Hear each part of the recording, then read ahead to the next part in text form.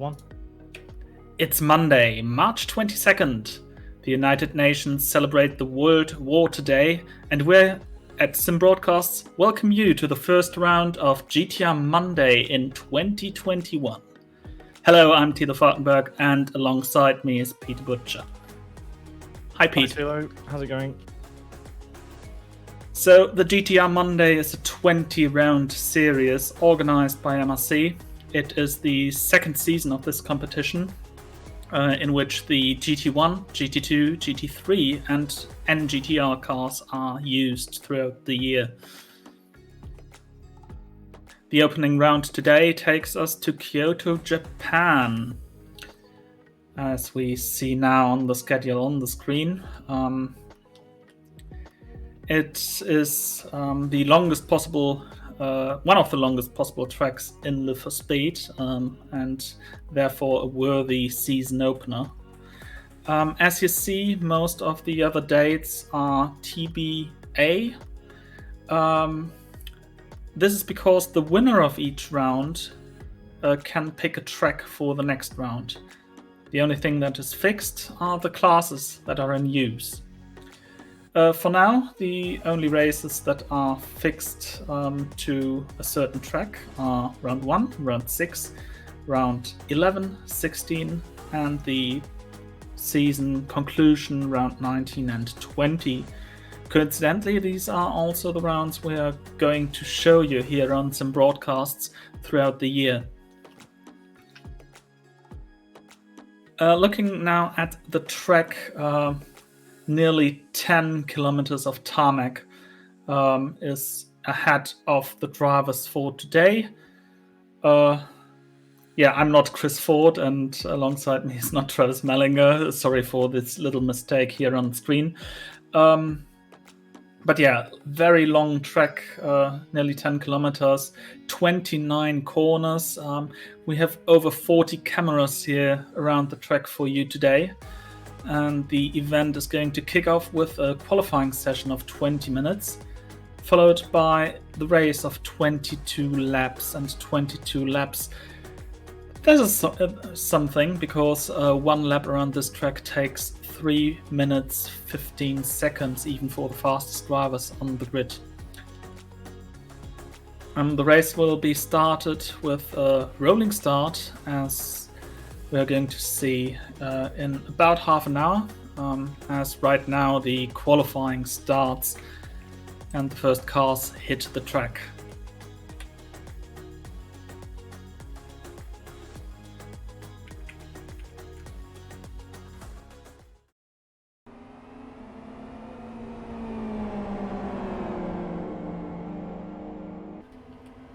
There will be not much opportunity for the drivers to really make an impact.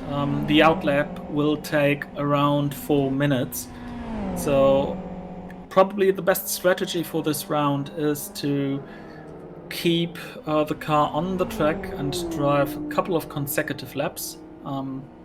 But we will see how these now 19 minutes left in the session will unfold. Whisper, I'll do classes in a second. So today on the track are the GT1 cars, and Pete is going to talk about what this means in terms of cars that are able to be used by the drivers.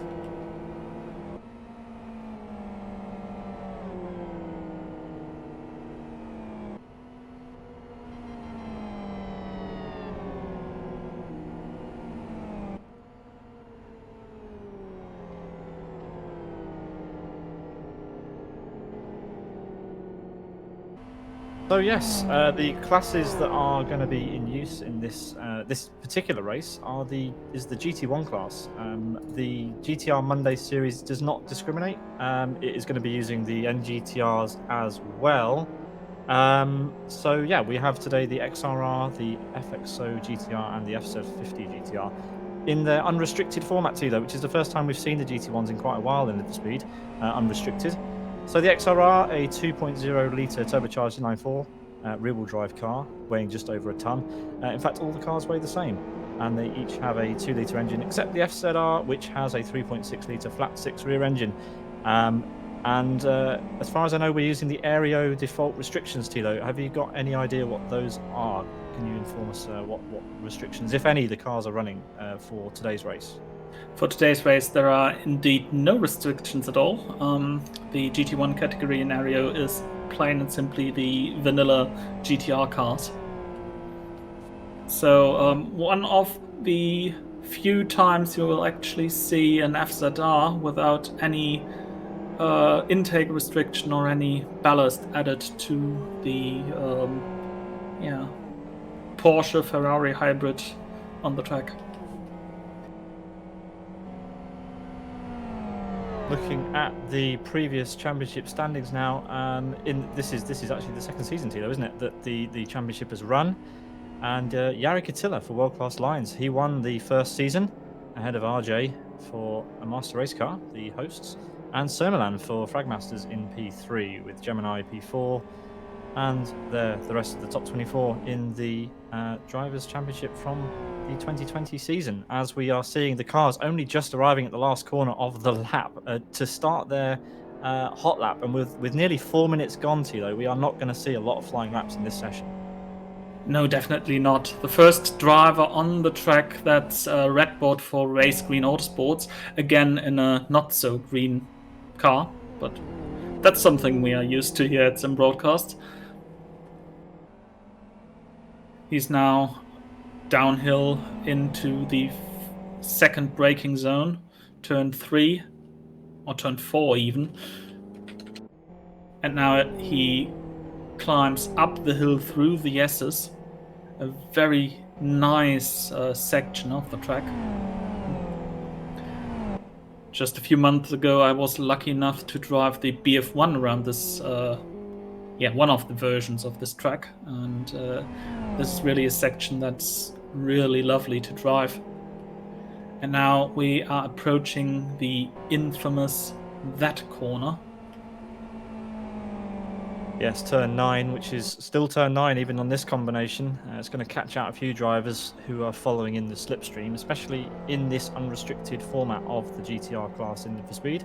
Big wings, big spoilers, and lots of aerodynamic grip, except when you're underneath the rear wing of the car in front, in which case we will expect to see cars off probably on lap 1, and if they attempt any moves into that corner, the infamous that corner, turn 9 under the bridge. We're watching Jari Katila now as he enters the sweeps at the beginning of the lap, the reigning champion of GTR Monday from 2020, the World Class Lions driver. He is approaching that corner now, and you'll see what we're on about as he heads towards the underpass. This track has a loop. He goes under the underpass now, through that corner, and this is where we're going to see cars going off, I think, at some point today, Thilo. And it's probably worth mentioning to the viewers that we have safety cars and course cars in effect here, similar to what you would expect during New Dimension Racing's offerings at Need for Speed. MRC are using safety cars in this race, and hopefully we don't see any. Yes, Jari is currently in the awkward section, the transition from the Grand Prix circuit to the National circuit. This is one of the reasons this layout is not too well liked, at least it was not in the past. One thing is the track length, the other thing is that it combines two vastly different characteristics of tracks. This Roval infield feels very different to the nice flowing long corners of the Grand Prix circuit. Yeah, and am I right in saying that this is the longest configuration that you can make in Need for Speed without kind of using objects to divert you down the same piece of tarmac? I'm pretty sure this is the longest legit configuration you can make in Need for Speed at the moment. Jari. Apart from the various road layouts there are in West Hill. Although I've seen one of the Ronnie events that used the pit lane to... yes, and we'll be seeing that in a couple of weeks' time, won't we? In fact, yes. for RTFR, I believe it's making a return, that pit lane variant. As we've seen some times, Thilo. Yes, boards for Roda Praiser, the first pole sitter for the moment. A 3-minute 15.82. Yeah, and he's actually already boxed, so he's only going to get one more run in this session because it's 4 minutes for an outlap nearly, and then you've got to do another nearly 4-minute racing lap, and by the time he does that, he probably won't have time for another outlap. He might just actually. So anyone who really is efficient in this session may be able to get 3 timed laps, but it's going to be unlikely. If any, yeah. Look at that absolute lead that Pedro's just smashed in there. A further 1.4 seconds quicker than Bortz. That is a massive lead that he has over his teammate and the rest of the field currently. And we're approaching the halfway mark already in qualifying, and we're only just seeing the first times. 12 times on the board there, backed up by LCS Aplatz. And it looks like an XRR fest out there. Yeah. There were some experiments with the FXR earlier today. The problem for the FXR are the long straights. However, with this mixed characteristic of the track, it really was easier to set up for this long lap. So there was the compromise. I'm just rather curious that the FZR is not as favored as I thought it to be. I mean, when you're getting the chance to race an unrestricted FZR. Yeah, but I don't blame the drivers for using the XRR. It's an absolutely fantastic car for speed. But yes, you are right. I did expect to see more FZRs. Maybe there are some more out there, and we'll see some in a bit. But Redbot currently with the best lap time in the FXR. 2.6 seconds off the leading time. But what I wanted to mention was that we've got a few drivers, especially you mentioned Darius Vajinskis before, the FXRs running around on a track that might favour the FXR. Darius Vajinskis yesterday in the GT2 Challenge did an absolutely stellar job on a track that you wouldn't have expected the FXR to do very well at, and he put quite a lot of the field to shame, really, in his FXR, didn't he? Yes, after the race he said that probably he was slightly helped by the memory of Murray Walker, who was featured on his roof. Yeah, and a great tribute by Chris and the team yesterday for Murray Walker and Sabine Schmitz, of course. Go ahead and check that out. It's on our YouTube channel if you fancy looking at that tribute between the race and qualifying. As we're watching Daniel Balla here, who had a bit of bad luck yesterday. He's had some great runs in the GTRs recently. He got a podium. Sorry? Bortz actually beached the car, so that's another run gone. Okay, so he'll have enough time just for 2 runs. One run more, actually, if he makes it. He might go for 2 runs on the bounce, but it depends if his tyres can make it, because obviously one outlap here is going to put a lot of energy through the tyres, let alone a hot lap as well. 20 kilometers on those tyres. But yes, back to my point, Daniel Balla has been doing well in the GTRs recently, but did have some bad luck yesterday in GT2 Challenge. He timed out from the race after getting a podium in the 5th round of GT2 Challenge at Fern Bay. This track quite a lot different to Fern Bay though, as he gets it up on 2 wheels there around that curb. I wouldn't have expected him to go 2 wheels through that corner. Usually the inside curbs are rather flat, but, well, they are not really modeled for this configuration. This is an open config. That means that some curbs were never intended to be used that way. No, you're right. There is no combination in Need for Speed by default at the moment that uses the curb in that configuration. There is a curb there, though. And yeah, Daniel Balla going for another run by the looks of it. He's currently P6 with a 3-minute 17.07. It really is a long lap here, and he is quite a way off the road appraiser times. That wasn't a good turn 1 either. A little bit unsettled. But look at Unite's time now in the FZR. 0.02 of a second separating the road appraiser driver from the genuine racing driver at the top of the timesheets right now. On a 10-kilometer lap. On a 10-kilometer lap, I know, that's incredible. And we have 8 minutes left of the session. So can anyone else beat Pedro in that time? Pedro Bicanco yesterday, another driver with bad luck. On the first lap, in fact, he smashed it through the tyres at Aston and ended up retiring the car midway through yesterday's race. Hopefully he fares better today. If he stays in that qualifying position, he certainly will, because he'll have way less. He'll have nothing ahead of him if he can keep it ahead into turn 1. Tall order though, this car generates a lot of slipstreaming chances if you're following. So starting on the front row at Kyoto in this configuration is perhaps not what you want. I was watching Drive to Survive yesterday and was very interested in Valtteri Bottas's tactic actually at Sochi in 2020 when he made it out to deliberately qualify P3 rather than trying to get the P2 so that he could slipstream off of Hamilton down to turn 1. So those sorts of slipstreaming tactics definitely do come into play here at Kyoto, as we keep on board with Daniel Balla to see if he can improve on his lap, and also to show you this awesome configuration. Kyoto International, known as K31. It is not a standard configuration in LFS. It is making use of the open configuration settings, as we have an energy virtual racing car, yeah. Victor Veloso gets out of the way through Parabolica.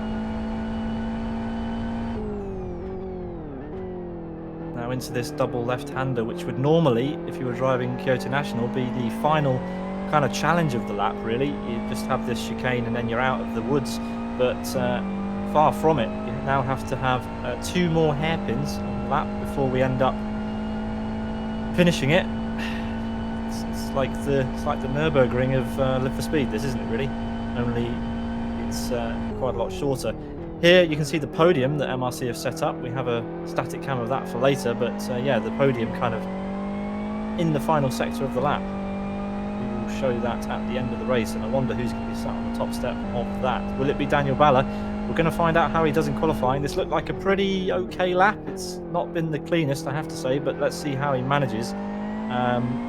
Out of the final chicane, clips the little bollards there, and now it's a straight run for the line. Can Dan Balla improve on his 3-minute 17:07? Here he comes. It looks faster.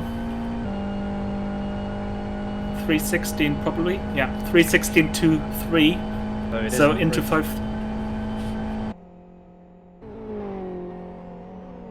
And by the way, he is just braking for turn 1 there, and I remember back in the old days when I was commentating with Dominic Engel, he was saying that the curbs that are additional in that 1 hairpin that were never used in an official config are missing at the outside of the turn 1 braking zone here. Right, okay, yes, that's true. And there's also tyres missing on the exit of the national circuit, I noticed before. So no anti-cuts in effect there, but you wouldn't be wanting to get that far on the grass anyway. It would be a disadvantage. The cameras are now on Genuine Racing's Unite, who has slipped back a further 200ths as Pedro Bicanco smashed in another lap. Very consistent pace from Pedro Bicanco, as we've come to expect from the Brazilian driver. He extends his lead by the tiniest of margins. Will it be enough? Because Nico Pantola, Genuine Racing Unite, has started another lap with 4 minutes left on the clock. He's heading up to turn number 9 now. Can he beat that time that's been laid down by the Road Appraiser driver? This will be his last attempt, Thilo? Yeah, I think so. I don't think he's got the fuel for 2 laps on his car. He's driving, by the way, a Super GT livery. You know when you have the team name on the tongue and you can't get it out? Oh. Well, yeah. Anyway. I forgive you, Thilo. You have a very long race to think of the team name and maybe do some Googling. That's true. And by the way, we're talking about this config being a little bit like the Nordschleife. It's a total different characteristic. but there is actually the Lausitzring in Germany, which has a tri-oval, and which also has a testing oval that was used for racing back in the past, and both tracks could be combined to a 12-kilometer long lap, used by some grassroots German endurance series. So due to the fact that this is also an oval and roval layout, I think that might also be a connection you could do. It's getting a little bit too close for comfort here. We saw William Lima for Energy Virtual Racing bin it into turn one just a moment ago on probably what would have been his final attempt. And Bottas somewhat holding up Mandula by the looks of it. Bottas was on a lap himself, so it was fair enough. He didn't have to yield to the race green driver, but it looks like Dan's tried for another lap. He obviously thinks he's on one. It's currently nearly 2 seconds off the pace at the moment. Let's see if this is an improvement for Dan. Nope, No, don't it's think not. so. He has aborted that. And Nika Bentola rounds the final corner. Will it be enough? Will the Finnish driver have done enough to overthrow Pedro on this occasion? Very Just quick the run lap. up to the line. 13! A 3-minute 13.32! Holy moly! That's a lap and a half. Nico has thrown down the gauntlet there. The FZR is quick at this track. Pedro, well, he's going to have to find some pace. He's going to have to dig deep. We have a Finn on provisional pole. What a lap. Over a second faster than Pedro, and well, we know how fast Pedro is. Pedro is rapid. He's been doing this a very, very, very long time. Yeah. Don't think he's on a lap. Yeah, I don't think so either. Gemini for Master Race Car, the hosts. He exits the final corner. Let's see what he can manage. Very wide, actually, onto the artificial grass there. You don't normally have to go that wide. But Gemini carrying all the speed. He might be setting up for another lap. Yes, it was his he is, in fact, lap. yes. So that was a wide line to set up for a lap. Let's see how Gemini gets on. Yes, so qualifying is reaching the end of the session. However, Gemini's just started a 3-minute lap, Thilo. Yeah, and he is, by the looks of it, one of the last cars on the track. Bors probably, yeah. Roda Pressers Bors will be the last driver to complete a lap in this session. Or at least attempt one. It's a very long lap. Anything can happen. We've seen a few drivers aborting runs. Gemini currently P4. I don't remember the last time I saw Gemini driving a tin top, Thilo. He's more suited to the single seaters, is he not? Indeed. Yeah. It's really hard to think about it. Yeah, I can't remember. Probably in one of the endurance races in the last year, organized by Team Rock Racing, for example. Yeah, possibly. I mean, he's gonna have enough time to get used to it. There are 20 rounds in this season, of which, as Thilo mentioned at the top of the show, we are covering 6 of them. We're covering the opener, obviously. Hi, we're here today for the opener, and we are covering 4 rounds in the middle and the finale. The final 2 rounds, actually, for rounds 19 and 20, as Gemini there clips one of the tyres on the exit of the traditional GP layout as we head into the national circuit. A very nice touch. I just saw that one tire was added on that infamous Eric curb, as it is coined in the community. So this should keep the drivers away from that.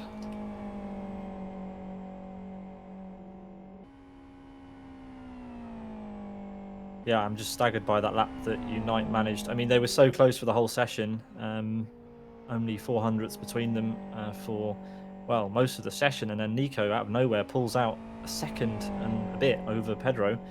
And the gaps down the field are pretty large, you have to say. The span of pace is looking pretty big. But we do have a fight on in the midfield, for sure.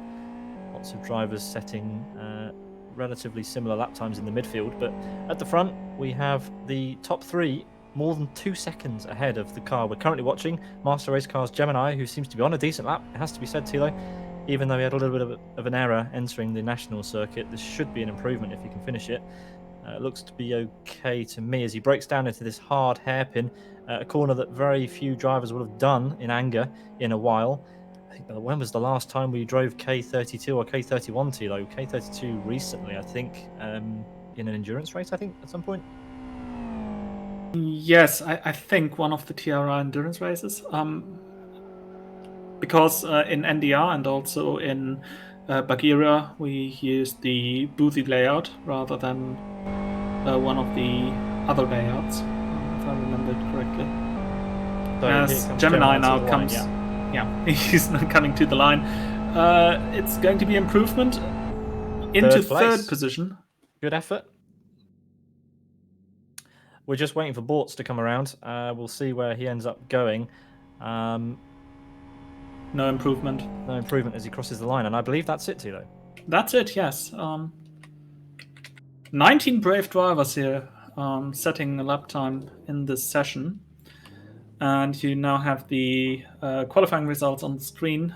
Genuine Racing's Unite on pole position with a stunning 3-minute 13.32. He is, I wanted to say closely followed by Pedro, but the Road Appraiser driver over a second behind. Yeah, not so much in the end, but it is a long lap. Let's not forget that it is a very long lap. So these gaps are not really as big as maybe they seem. Is that fair to say? Yeah, I think for on a normal track that would be a third of that gap, so maybe 3/10. And this is a weekly championship as well. Remember, this is this isn't exactly something that the drivers have been possibly preparing for too long. So yeah, indeed. Yeah, third position, Gemini for MRC. Then he is followed by Victor Veloso in fourth position, the Energy Virtual Racing driver. Bors for Road Appraiser in fifth position. Then our own Race Green Mondula in sixth. The second Energy Virtual Racing car of William Lima in seventh. Race Green's Redbot in eighth. Aitan in ninth. Atian, in ninth. MRC's Dario in 10th. His teammate Bottas in 11th. And you can already see the spread in the field. 11th position, 4.3 seconds behind the pole time. But again, this is a really long lap. Did you do that in your head? Yes, but it's massive. 12th position is Salvinian in front of Kick for MRC. The reigning and defending champion Jari Katia in 14th position. Jaroslav Donalik in 15th. The duo of Mega and Talha for MRC in 16th and 17th. Pit Lane Racer, who we probably last have seen in the season finale of the Layout Racing League, if you can remember that. He's in 18th position, and last but not least, Ablast in 19th position.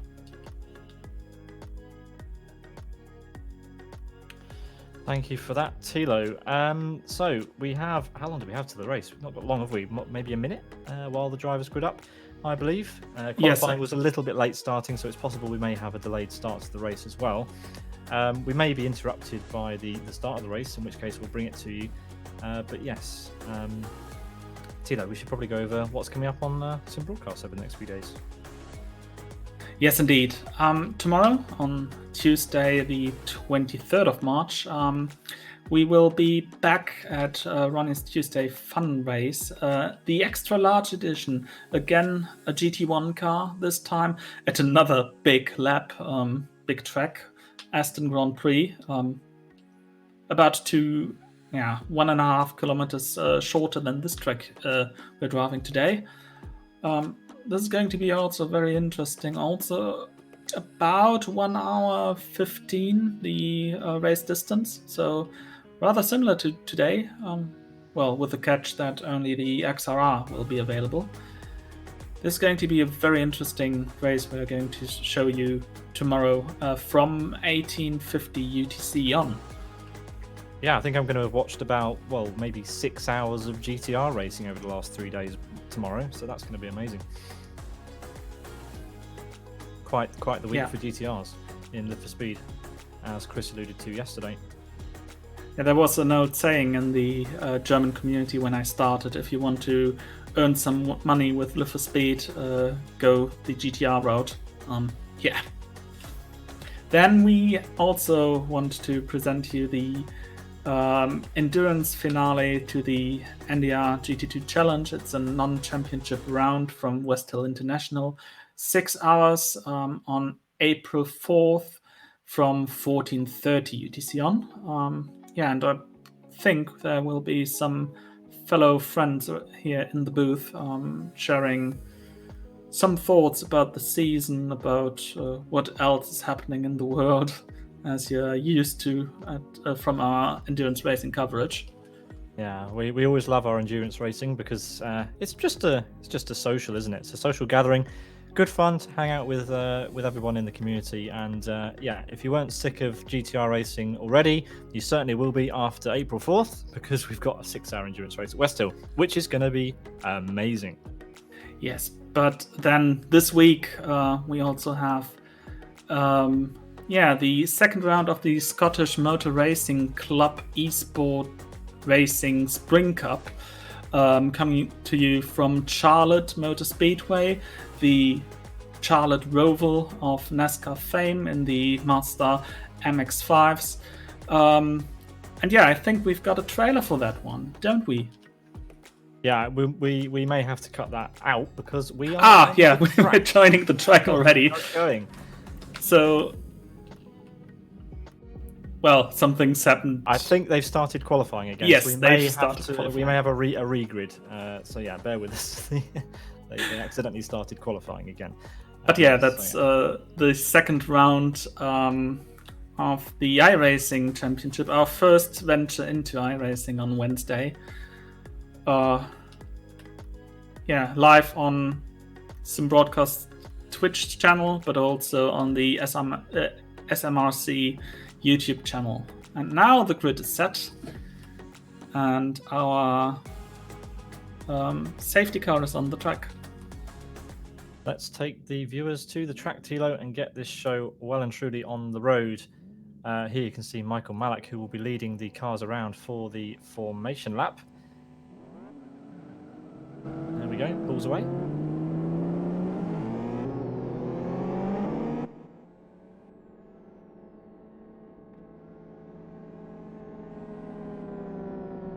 So Michael in a lovely safety car inspired by the MotoGP safety cars from BMW.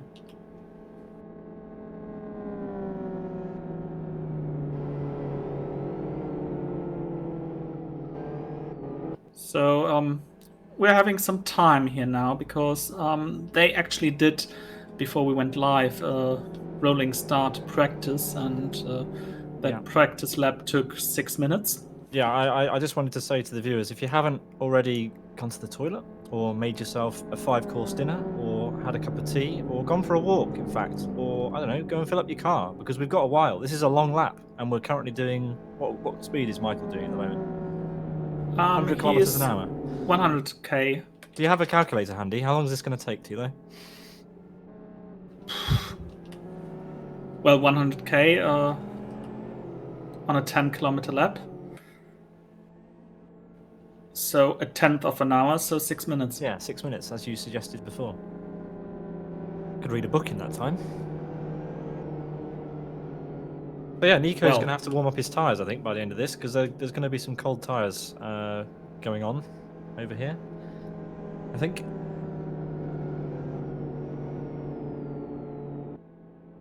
Speaking of tyres, everyone went for the R3s. Apparently we got a car off. Pit lane race has been in the gravel, so apparently 100 kilometers an hour was just too quick for him. He's now doing full speed, trying to catch back up again, but yeah, going off under the safety car, that's a little bit embarrassing. Yeah, but it happens the best. I just want to remember a certain George Russell. That's true. Fair enough. Yep, happens to the best. The cars are currently going through that corner, turn 9, at the slowest speed, hopefully, that they'll want to be going through that corner all afternoon. We should mention there are today virtual safety car procedures in place. So if something is happening around the track that the admins will decide needs a virtual safety car, this is going to be used here today. No real safety car, only virtual safety car.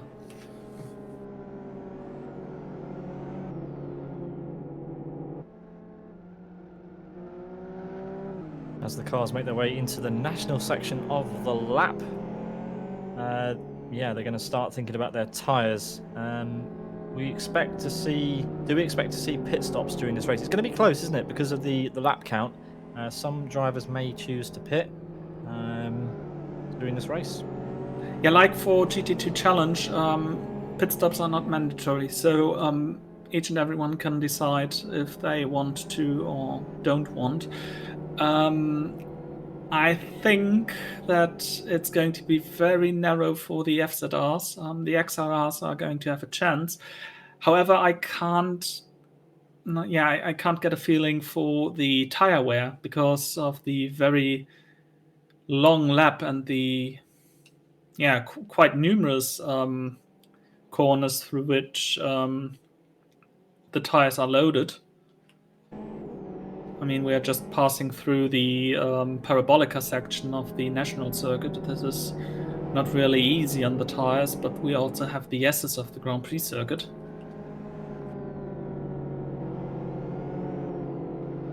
So, yeah, we will see who will end up with a puncture towards the end of the race, as Michael Malek in the safety car is doing some tire warming. Oh, and a drift. Flamboyancy from the safety car, leaving some rubber on the road. So I mentioned in qualifying that the start is going to be really important. Pedro is going to want to absolutely stick to the back of Nico's car, or rather side to the side, and really watch him as he plants the throttle, because it's a long run down into turn 1, and his best opportunity is probably going to be into turn 1 if he wants to get the lead. There is another long run down to turn number 3, and we'll have to see what Pedro decides to do. But it's all in Nico's hands. He will control the pace as the safety car peels into the pit lane. Yeah, we are 5 minutes into the formation lap, and we are now leaving the oval back onto the Grand Prix circuit. Yeah, I wonder what Nico's going to do. Pedro is going to have to do some proper turbo spooling if he wants to have any response to that FZR's lack of turbo lag. Obviously, the FZR doesn't have any turbo in it, so it is going to be off like a rocket as soon as Nico Pantola decides he's had enough of driving at 100 kilometers an hour, and the green flag will fly, and we will be racing for 22 laps around Kyoto International. You're watching GTR Monday, broadcast here on Twitch by simbroadcasts.tv. Thilo, take us away for the start. So Nico is taking the inside for turn 1. Michael Malek's now pulling from the track. They are seemingly in a nice formation.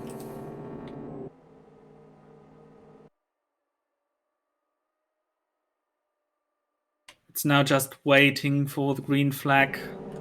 Unite to your left side, and there is the green flag. We're underway, and there's some kerfuffle in the background as Pedro doesn't really have a good start. Yeah, Gemini also with a terrible start there. He's been swamped. He's been absolutely swamped. Unite's gone, and who is that? Is that William Lima? Victor Veloso to the outside. Yeah. Oh, Unite running wide, and he's losing the position to Victor Veloso. Well, I didn't expect to see Victor up in the lead so quickly. That's a turn. Victor Veloso for Energy Virtual Racing taking over the lead of this race, but he's in the slipstream now. Nico Pantola goes to the outside. Slight banking through the corner, but Victor's really defending quite smartly there. But now Nico is to the inside, into the S's, and this will be his position. Oh, Victor is trying to keep it around the outside, slowly losing out to the Finn.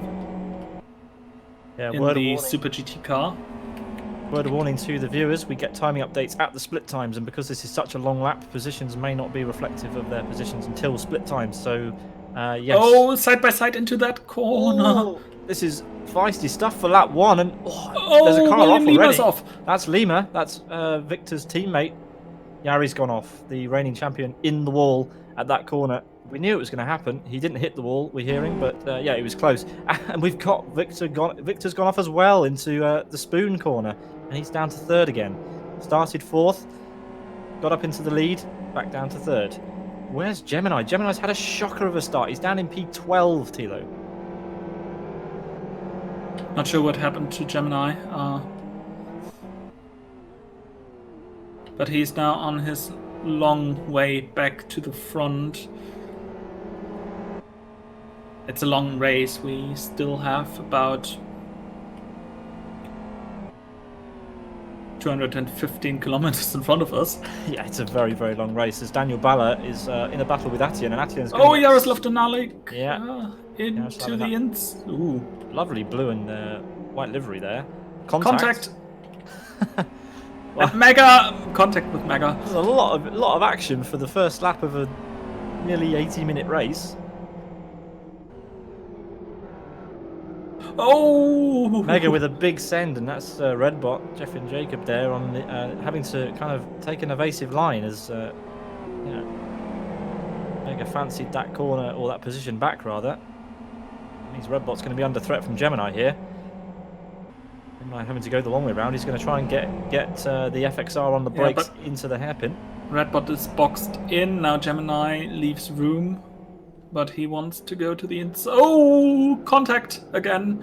And this is putting Mega around. Oh, some door banging there. Yeah, he had to get the anchors on. That was not pleasant viewing. Anyway, Nico Pintola has done everything he needs to do on this opening lap. Pedro Bicanco has had a good start too. He's managed to keep his P2 for now. Victor Veloso up one place in P3. Gemini, the big loser on the opening lap, he's lost a handful of positions. He's outside the top 10 as we currently look at it. Bortz with a good start as well after qualifying.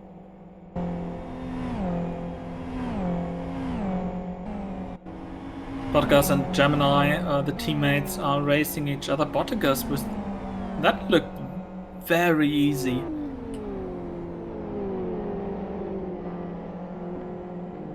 Wow, I'm amazed. Oh, Bottas! Yeah, by the amount of cutting off the track, and Gemini back into the position.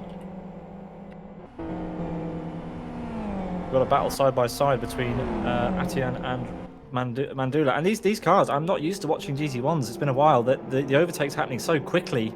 The overspeed is just absolutely huge on these cars, and yeah, now Mandula's under threat from Yaroslav Donalik. As we go through the S's, Yada will not be able to make a move through the S's under the rear wing, but equally Dan Balla is under the rear wing of Atian. It's incredibly difficult to follow effectively through these sweepers, isn't it, Thilo? You put so much energy through the tyres when you try to do it. You don't want to be doing that if you are planning on going for a long stint in the GT1 class. As it looks like Veloso's dropped down a position, if I'm not mistaken, because Sports is up into P3. It's Road Appraiser 2-3 at the moment. Yes, indeed. We have missed that bit. No, this happened on the opening lap. My mistake. Bortz was already in P3 at the beginning of this lap. Yeah, Victor Veloso ran wide, and at the that left corner, the door open for Unite and the others to pass through. As Pedro is catching up to Unite. Yeah, he's not letting him get away, and that's exactly what we need. We need someone to pile on the pressure onto that FZR. That job falls to Pedro, because look at the gap back to P3 already. Can't even see them from the rear view camera of Nico Pintola's rather fetching livery. Have you worked out what team it is yet, Thilo? Not yet. Well, 20 laps to go, plenty of time. If the chat may help me. Yeah, if anybody does know what this livery is, let us know. It's quite nice, whatever it is. Yeah, Pedro, he is within striking distance, and we have a huge section on the oval. A little bit of a wobble there as he heads out onto the oval, slams into the wall. In fact, that's not going to help. needs to take his time here a little bit. He doesn't want to get any damage on that car. Atian is swarmed by XRRs. He seems to have been into the wall. Yeah, now Gemini's having a go at Yada, these two blue cars. Gemini, they're running the MRC livery on the right-hand side, now on the left. And he makes them move, and I think there was contact Atian there. to the inside. Yeah, I think Yada was on the horn. I think there was contact. Yeah, there was contact. Right at the end of the braking zone, so that pushed the check wide. We have a battle on. It's already over, in fact. Bortz has been mugged by Victor Veloso. Victor not happy about being down in P3, and he's P4, and he's got past that rather fetching pink car of road appraisers Bortz, and it looks like he's broken the toe already. Bortz ran quite wide around the final corner, and Veloso is back up to a podium position as Gemini also on his way back through the field. He's up to P7 at the end of lap 2. Battles all over the place. Yeah, Sabot side by side with William Lima. William Lima not running the traditional Energy Virtual Racing livery today. He's running this kind of teal-blue livery. And he's lost it. He's the car. That's a very uncharacteristic error, and it nearly bounces back into the path of another car. He needs to hold it there. He needs to hold it there and wait. And the cars are going off. Yeah, people forced wide there. One of those. Oh, who's that in the FZR spinning round? Was that Talha? Yes, it was. Talha, yeah. So, yeah, absolutely crazy scenes there. The yellow flag obviously not appearing quick enough for those drivers to slow down in time. Forced wide on a corner that's already incredibly tight. But, yeah, not a good race start for William Lima. Extremely experienced hands, especially in the GTR cars. And he's dropped it behind traffic going into turn number 2. And that's going to be a long race now from P18 for the Brazilian. Yeah, speaking of yellow flags, because this is an open configuration, there are no. That is true, yes. That is one of the downsides of running on an open config. We do not get the automated yellow flag system from Live for Speed. Well spotted, Thilo.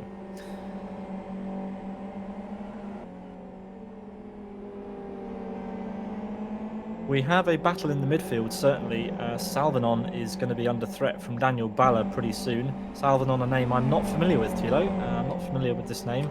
So, yeah, a good showing so far. P5.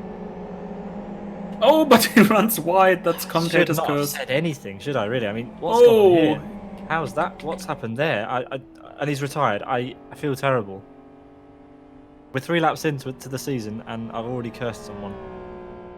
Yeah, and cursed someone who was brand new to some broadcast television and also to he had his moment in the spotlight, and I apologise. I don't really know what to say there.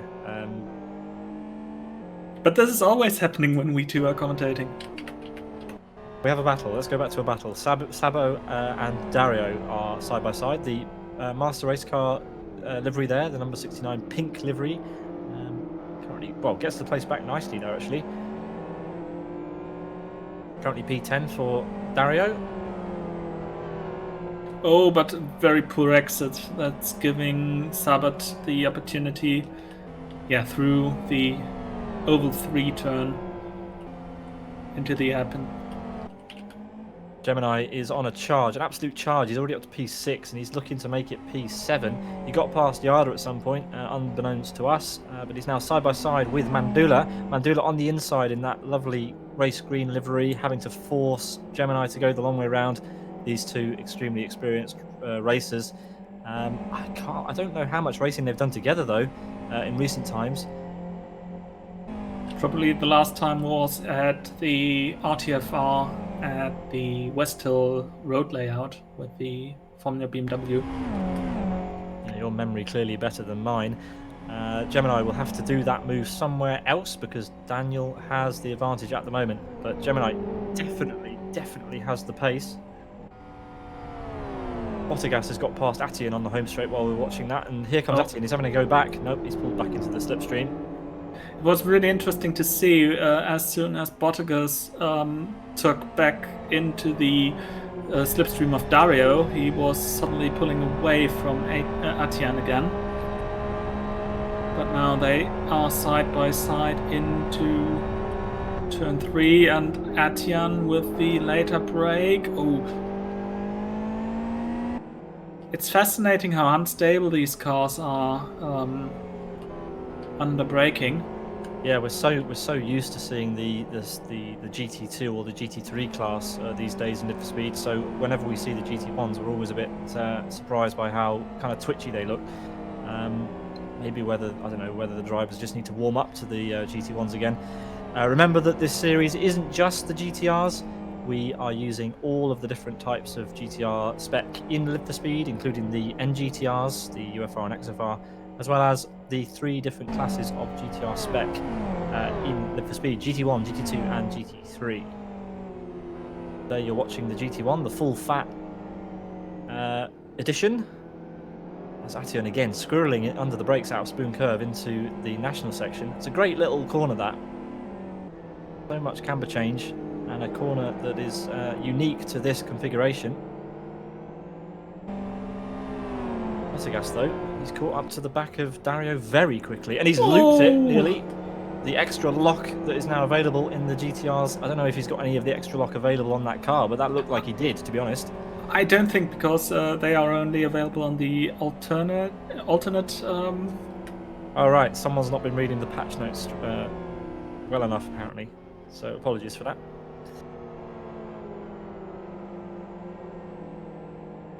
Oh, Bottas! Betty wish he had the alternative setup on. He's been on the grass more than he's been on the tarmac this lap. Bottas overtaken there by Dario. Sorry, That's also Dario, one of the Bottas. That's also one of the corners where Dominic Engel furiously missed the curb when we were commentating back in the day. Megas off on the straight after Parabolica. The Kyoto North home straight, Thilo. Yes, how do you end up do there? not know As how you Bottas is side by side with Atian around the outside in the oval, there was a contact. I'm not sure how Mega managed to loop it there. That is an impressive one. Possibly contact we're hearing, as Atian is having to now defend from the car that he just got past. Bottas is not happy, and I wouldn't be either. A couple of mistakes on that lap for Bottas, and it's early doors. It's early doors here. We're only on lap 5, about to become lap 6, as Genuine Racing Unite looks to extend what is already a 3.3 second lead over the Brazilian road appraiser driver of Pedro Picanco. Thilo, I think there's going to be a move on here. He is just doing the fastest lap, as we see Bottas side by side with Atian into turn 1, and this is a clean pass. Yeah, good stuff, and that is drawing them both into the clutches of Kig, a driver we haven't talked about at all this race yet. Kig driving for Master Race Car. Oh, Veloso was off, and this is opening the door for Boards to Dario take third position. Yeah. He ran slightly wide at the exit of turn 3, and losing now out to his fellow Brazilian. Yeah, 3 Brazilians inside the top 4 as Mega retires from the race with only 4 laps done. So yeah, not great from Mega there. He would have hoped for more, certainly in the opening round of his team's own championship. But there's plenty of races to go in this season, plenty of time to hone his skills in the other spec of GTR car. Hope to see him back next time. Let's turn our attention to Nico. He's doing a fantastic job so far as he heads under the bridge in the national section. He's looking to open that gap up to nearly 4 seconds already. Pedro Picanco clearly on either an alternate strategy or struggling to match the pace of the Finn. But you must say the Finn is doing a phenomenal pace. 2 fastest laps back-to-back, 3 fastest laps back-to-back, sorry. Currently the fastest lap around this track, this race, a 3:15.19.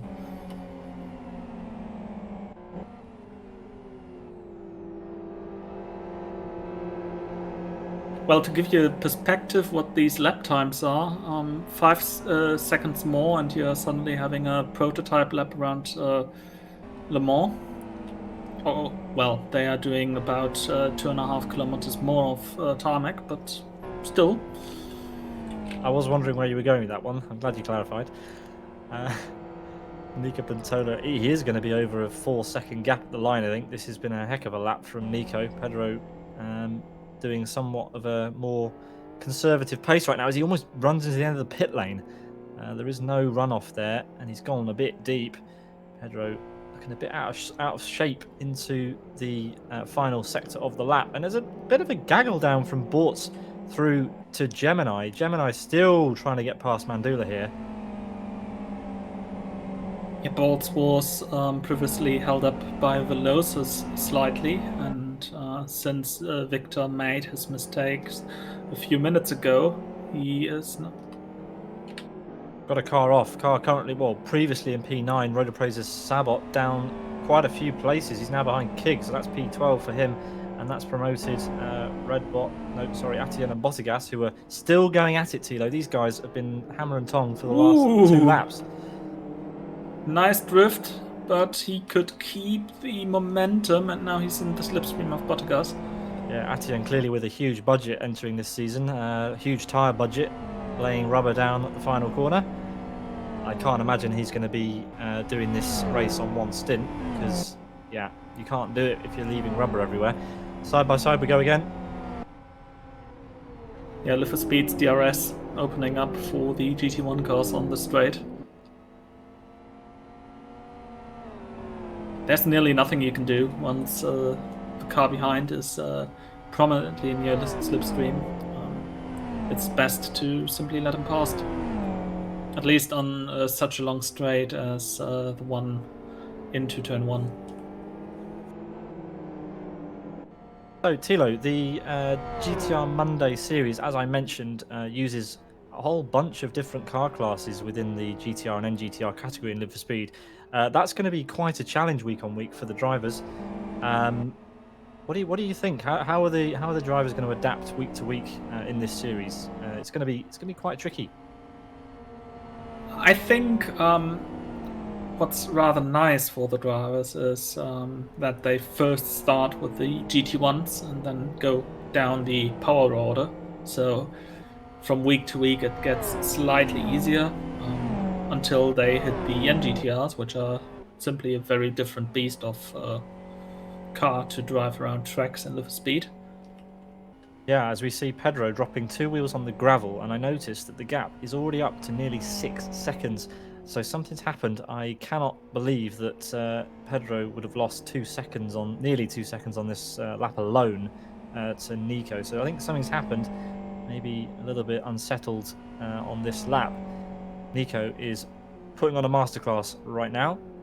The Genuine Racing driver currently miles out in the lead. And yeah, that gap is going to have gone up significantly because Pedro has had a shocker of a lap. We'll see what it is at the next stop. The next split. You're right, the gap is opening up quite a lot. 7 seconds now. Also Pedro going very narrow around the pit entry wall of the oval. Yeah, he did that last time as well. It was almost as though he was going to collide with it, trying to make the line into the first of the final hairpins as wide as possible, but at the risk of losing a wing mirror on the pit wall. If you were in your VR headset, I guess you wouldn't use that very line, would you? I mean, people know that it's not real, right? But when you flying at a wall at what are these cars doing? Nearly 100 and whatever miles an hour. It's still scary. So yeah, if you're in VR, you wouldn't want to be doing that. Yeah, Nico Pintolo, what a line. He's absolutely on fire at the moment. Not literally, obviously. Nearly 8.5 seconds. Oh, Pedro runs wide. Through the chicane. I mean, this is definitely half a second to second lost already on... What's Pedro's tyre situation, though? What's going on here? We've got Kig and Dario having a fight across the start-finish line. We believe someone's in the pit lane. Atian is in the pits. As, yeah, this battle's going to go down into T1. Dario in the pink FZR there, battling with Kig. And Dario makes the move. That was nice. You were asking me about Pedro's tyres. They are actually looking fine. And thinking about it, can you recall the first round of the Bulgaria Zero Mileage GT Cup last year? Oh, now you're stretching my memory. When was that? Like March. Come on, Thilo. A year ago. But back then, Pedro tried a zero-stop strategy together with his teammate. I do remember that. I think I remember it because it was such a shock. We didn't expect it to happen, and it happened. He managed to get it to the end, didn't he? Yes, indeed. Atienne has had to retire from the race due to technical difficulties. That is a shame. We are down to 16 runners here. Hate to lose someone, especially for technical difficulties. While we were talking about the Bagheera Zero Mileage GT Cup, we saw Sabot getting involved in some action. But yeah, I don't know if I want to say I'm worried. Pedro was a little over 9 seconds behind Unite, but he's now moved back to 8 and a bit seconds. So clearly still some pace in the car, but that is a huge gap with only 6 laps gone. Yeah, then again, it's a very long lap. Very long lap, but yeah, true. But multiply it by 3 and you probably get a normal lap count.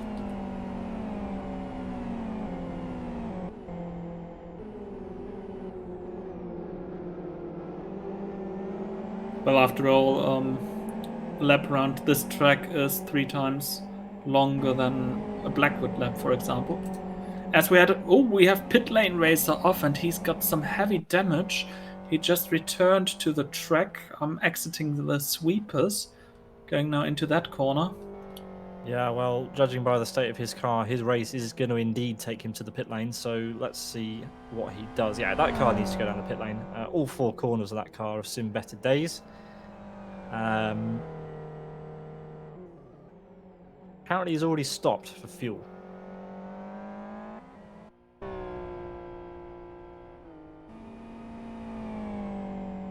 Interesting. I think we're going to see the gap to the lead go over 10 seconds at some point. It might not be at this split time, but it could be at some point on this lap. Oh, very nearly 400ths of a second, in fact, to that boundary. Nico is on absolute fire. I wonder if he's short fueled or something, because this pace just seems way too quick for the rest of the drivers right now. Bortz in P3, still under pressure from Victor Veloso, and it is starting to bunch up at the front. We have Mandula and Gemini starting to get in on this battle, as I think Jaroslav Donolik has pitted the car. Yep, Jaroslav Donolik's in the pit lane.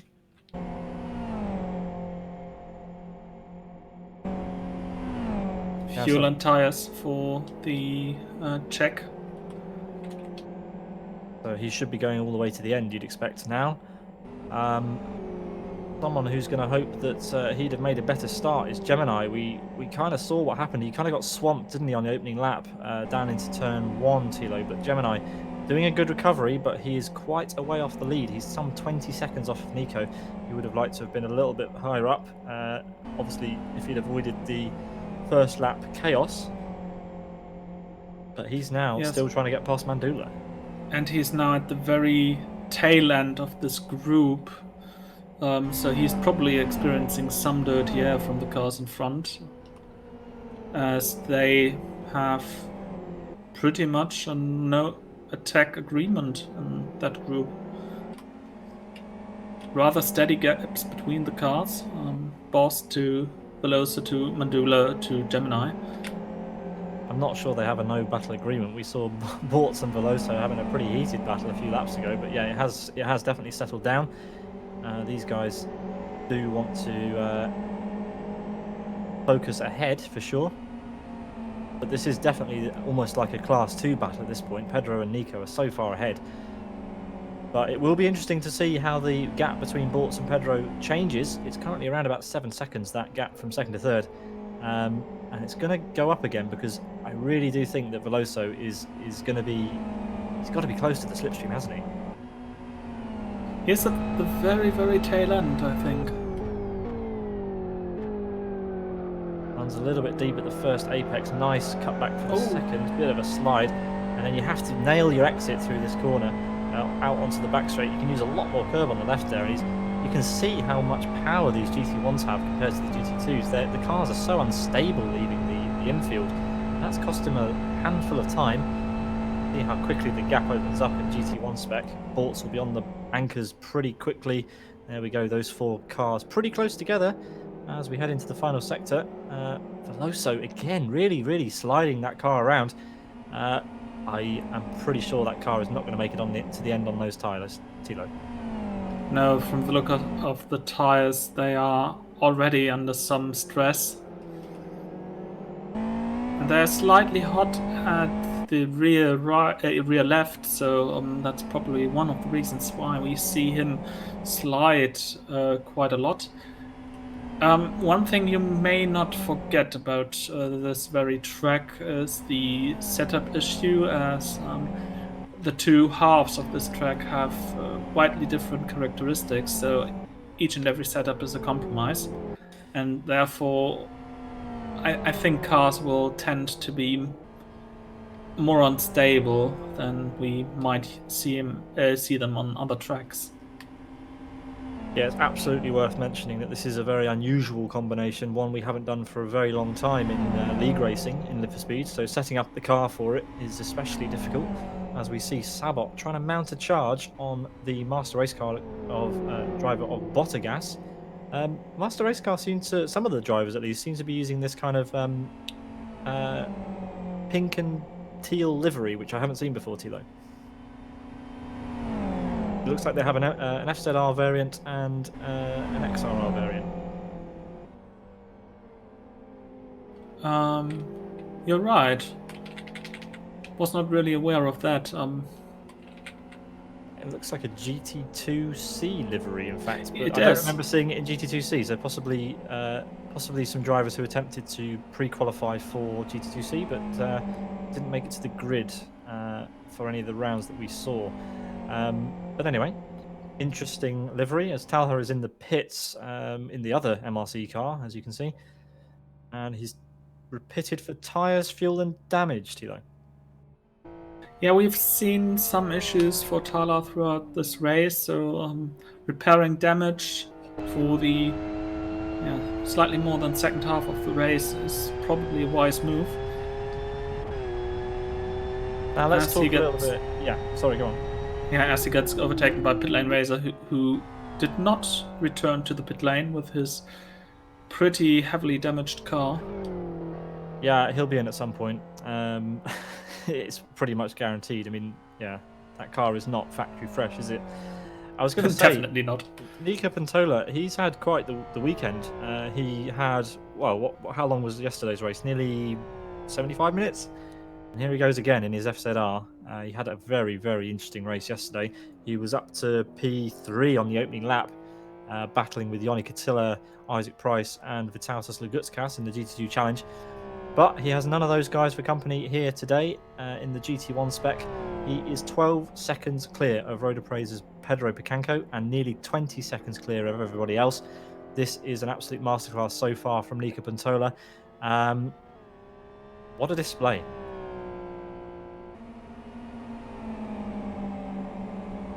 And our focus to the Energy Virtual Racing car of Victor Veloso. Last saw Victor driving in... did he do any of the rounds of GT2C this season? I think he did yes, 1 or 2. I recall he did the first round but had to retire rather early on in the race.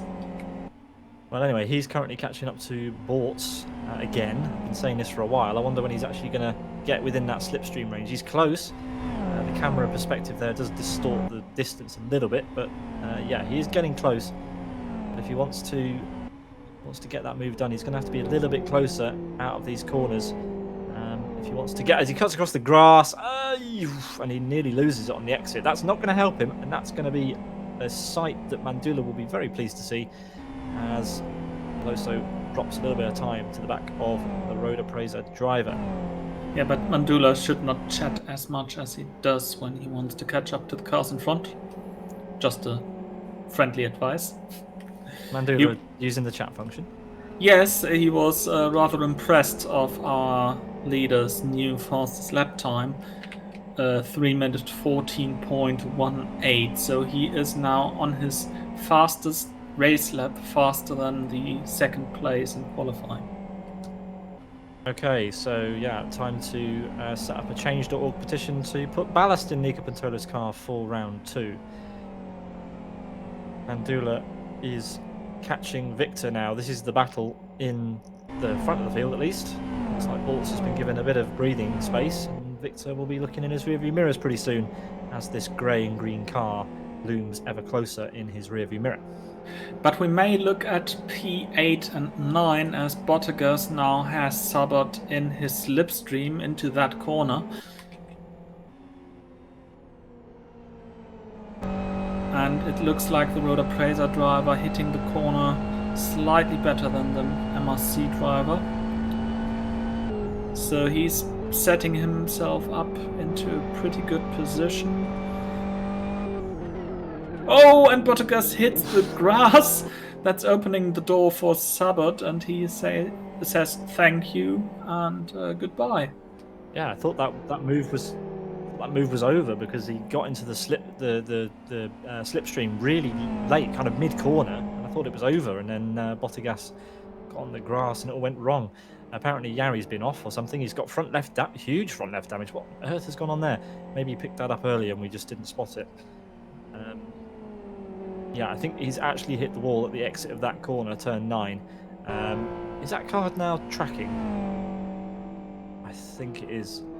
It's got a track on. It's got left rear toe damage on Yari's car. That's unfortunate for the series champion of 2020.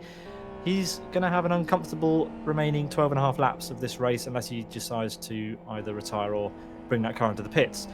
Yeah, I think he has not yet been to the pit lane, and doing a one-stop isn't pretty much a viable strategy around here, at least from the looks of things right now as he runs wide. Yeah, we should really spare him the blushes, shouldn't we? At this point, that is going to be a tricky car to drive for Yari. So yeah, an unfortunate evening for him. Yeah, so if you're watching and you think, oh, this looks interesting, this is a new series, I've not heard of this before. Yeah, you're watching GTR Mondays by Master Race Car, a team that has been putting on some absolutely fantastic championships, it has to be said, over the last few months, Thilo. And they really are making their mark on the league community scene in Live for Speed. With a new series, this is the second time they've run it, but yeah, it's new to us for sure. And we're looking forward to streaming 6 of the rounds this season. Round 1, of course, 4 rounds in the middle, and the finale in August. And Chris alluded to last night that we are already talking about August, which is crazy to think. But yes, if you want to get involved, all of the information about this series is available on the Live for Speed forum in the Master Race Car forum area. So yeah, if you fancy joining these guys on the grid next week, go and check it out.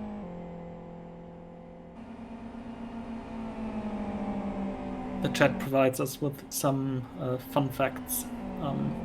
If you translate Bottas' real name, it's Patrick Starr in English. Is it really?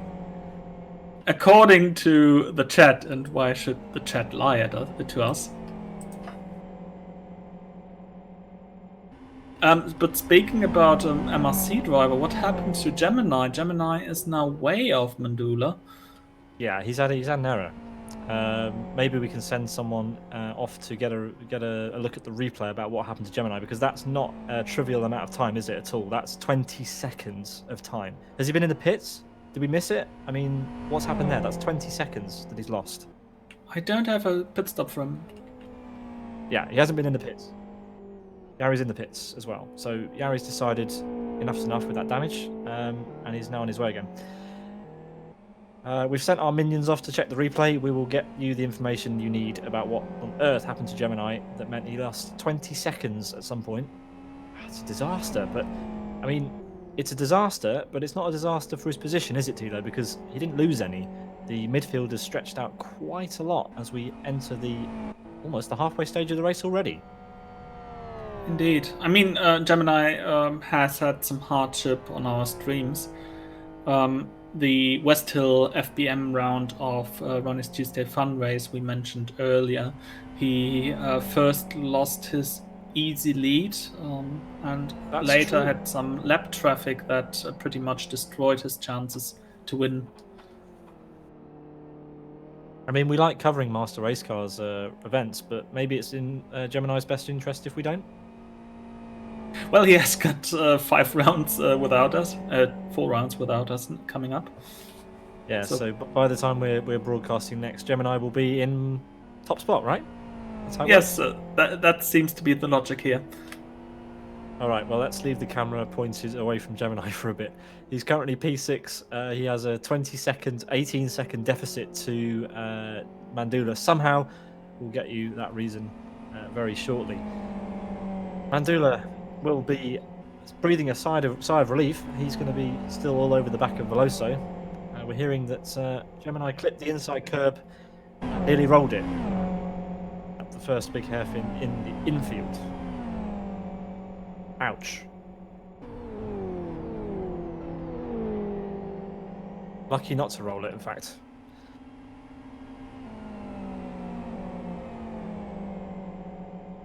This battle from third down to fifth, still really close, Thilo, and in fact probably the closest battle that we have on the track right now, unless you look at Sabot and Bottigas, who are less than 2 seconds apart as well.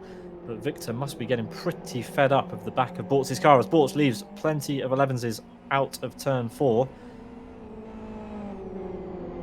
But you really have to say that this group did not change in the last 5 laps, apart from Victor Veloso's hiccup that put him behind the road appraiser car.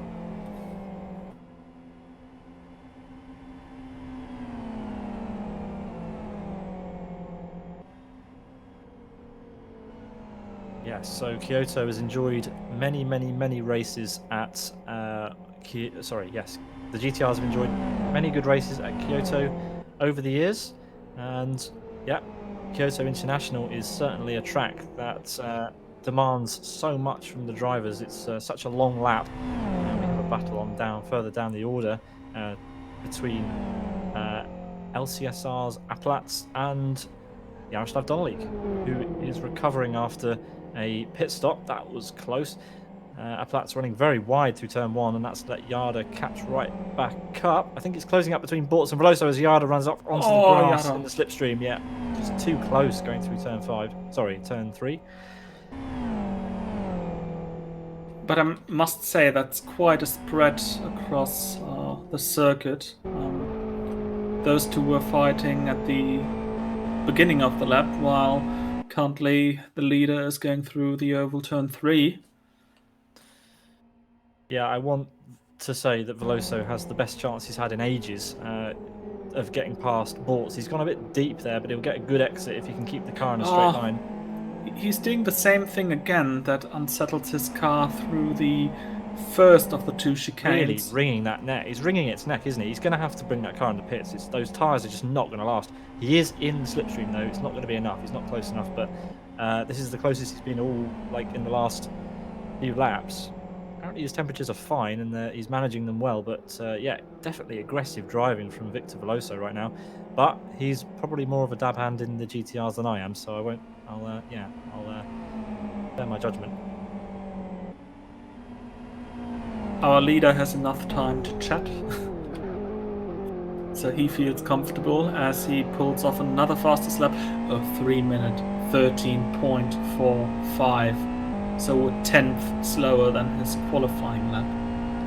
So yeah, Nico's finding this track a bit dull, but he's even finding time to taunt his opponents while he sets fastest lap after fastest lap and drags that lead out over Pedro Bianco to 15 seconds.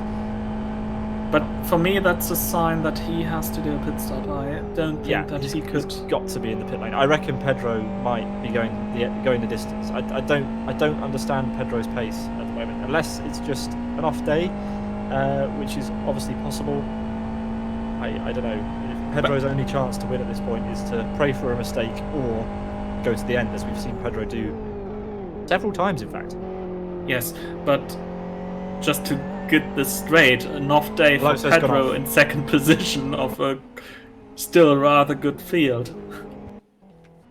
Oh, Veloso's retired. What happened there?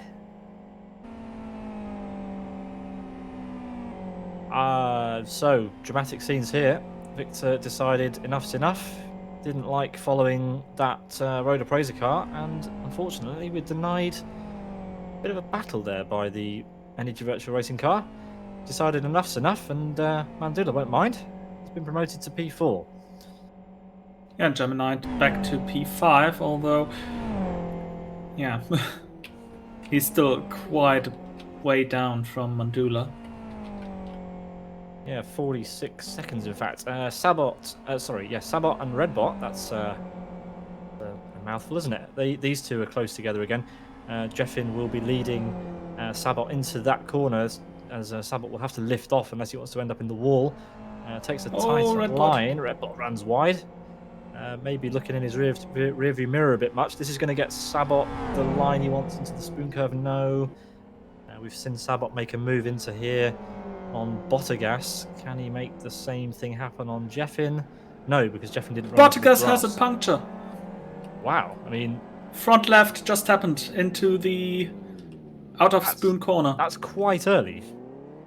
He must have been locking up or something. That's way too early for a puncture on regular terms. So possibly just a dodgy setup there with the front brakes locking up that XRR. That's way too soon to expect a puncture. So setup problems for Bottergas, and that's a long way back to the pit lane. Thilo, Kig is going to get him. Yeah. Dario's going to get him. Aplats is probably a bit far back, but may get him in the pit stop. So disaster there for Bottergas. Front left puncture for him.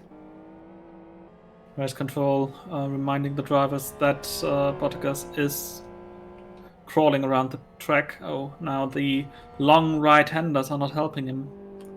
No, it's painful, isn't it, when you get a puncture?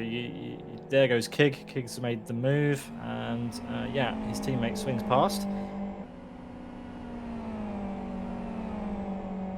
Yeah, flat spot punctures are the worst. Of course, Live for Speed simulates flat spots, unlike many other sims, as Nico Pantola.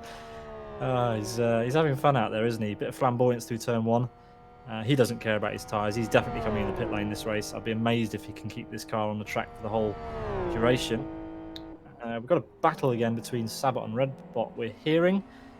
Although Sabot didn't get a great exit out of the first hairpin here. He's going to have a good...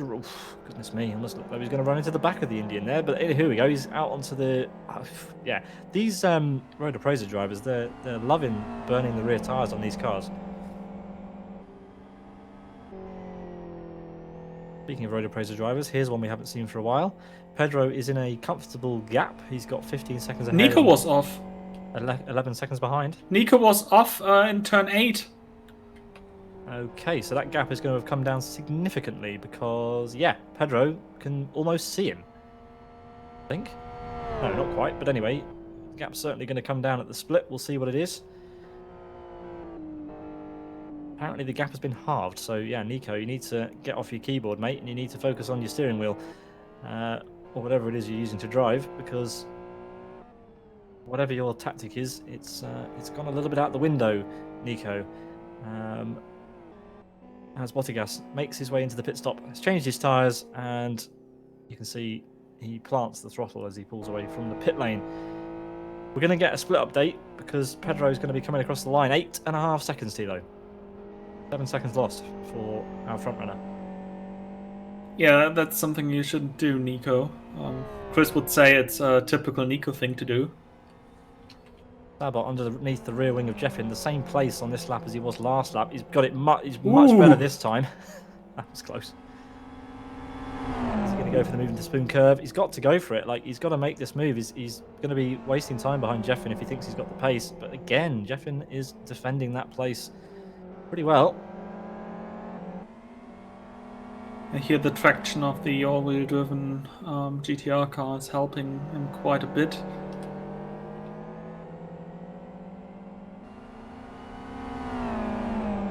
And you can see that he's opening up the gap with the help of the additional traction.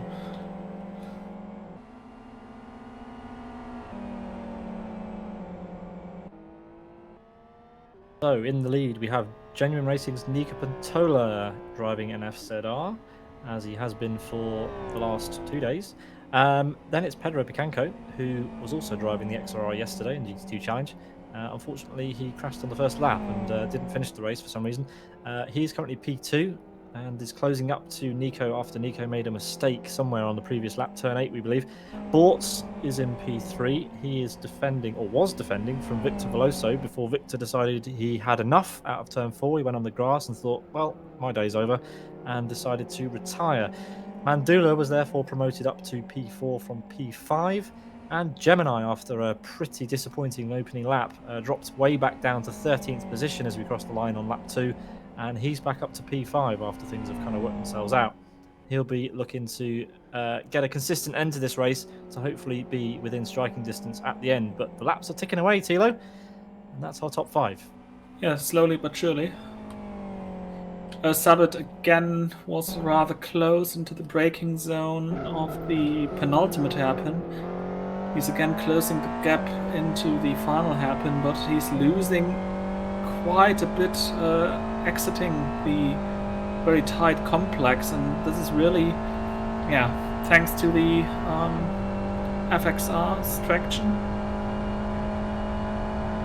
He's going too deep in, losing speed that way, and with the just 2 wheels that are translating the power to the track, this is not helping him at the exit of the corner.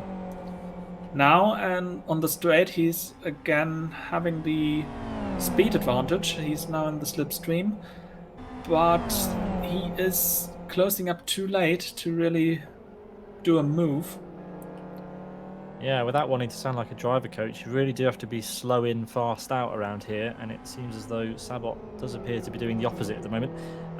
But it's not easy, especially when you're closing up to a car in a high downforce section as he is now. He'll be under the rear wing of Redbot as he comes through this corner again. He'll be forced wide, and it'll be a repetition of what's happened on the past 2 laps at least for the Road Appraiser driver. He's got to reassess this. He's got to find another way past Jeffin, who's just too experienced. He knows what he needs to do. He knows all the tricks in the book. Sabot, he's got to think about doing this. He's got to get a good run out of an exit, maybe into this next corner out of Spoon and do him on the straight. Yeah, Redbot is really a solid driver. You won't fool him that easily. I think Sabot okay, no, maybe not. But he did a much better job exiting the Spoon corner. As we have a drive-through penalty for Bottas cutting the pit exit blend line. All right, so race control are on it. They've picked up an infringement for Bottas, whose race has gone from bad to worse. He had to do half the lap with a puncture, and now he's going to have to do another trip down the pit lane. And talking about the pit lane race is in, and he hasn't repaired his damage. So clearly he thinks that damage wasn't affecting his pace badly enough, and has decided that he will just do, what is it, fuel? Just fuel? Just fuel, we're hearing. So yeah. Nika Bentola will contact Sabot to the back of Redbot. Right, sorry, we missed that. I just wanted to say that Nika Bentola's lead has been slashed by another 2 seconds. Pedro. That gap is coming down.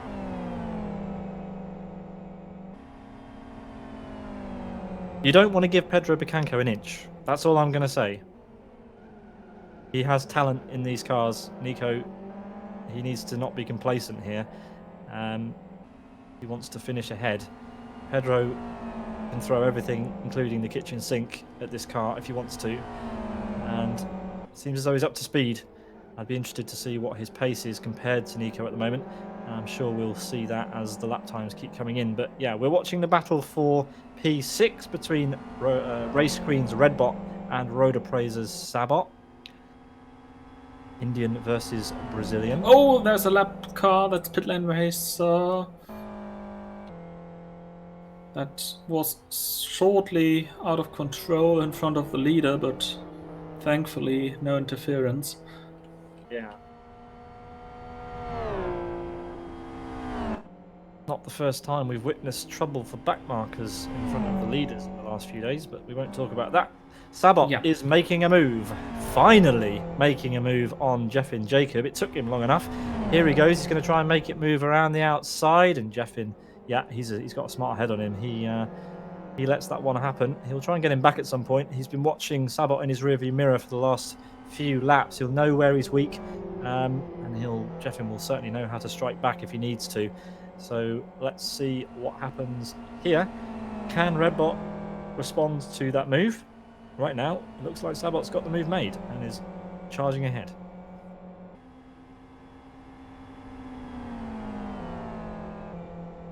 By the way, you were asking me about the tire condition of Nico. His tires are cooling down rapidly. So it's the question. The gap. Yeah, it's down to less than 5 seconds. So Nico's in trouble. He's coming to the split now. Yeah, that off has hurt him. Really, I think it's probably more of a setup issue actually than anything else. Obviously, going off the track in the sweepers hasn't helped him, but now it comes down to setup. You can now see Pedro in the same shot as Nico. That's how much that gap's come down as Pit Lane Racer gets out of the way of the Road Appraiser driver and immediately drives onto the grass again. Look at that beautiful drift in the background from Pit Lane Racer in that four-wheel drive FXR. 4.5 seconds between our race leaders. Yes, and Nico lost to this point already 2 seconds on this very lap. 2 seconds. So I don't know. Did he make a mistake again? Must have missed it if he did. Or is it just tyre condition? We will find out as the laps tick away. Now he's on the straight and his whole tyre surface is medium blue to dark blue. As we've lost we lost Sabot. What was it? Timeout? Timeout, yes. That's a shame. Seen plenty of that in the last couple of days as well. It just disrupts races. It's just such a shame. But yes, it's one of the things you have to contend with in sim racing. Obviously, your hardware and your connection to the internet, very important.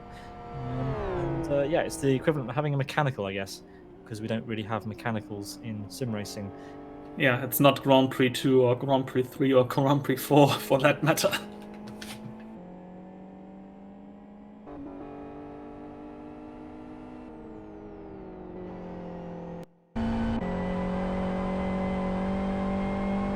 We're riding on board with Pedro Picanco, who is on a charge and is catching up to the back of Nico Pantola, whose tyres are giving up on him, it has to be said.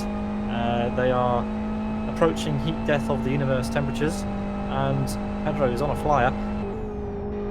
As we watch him go through that corner, turn number 9, infamous for cars in the slipstream going off onto the gravel and ploughing the wall as he enters this really, really fun spoon curve. It's downhill to the left, off camber, and then immediately you have to flick to the right and then back to the left into the national section of the Kyoto International layout.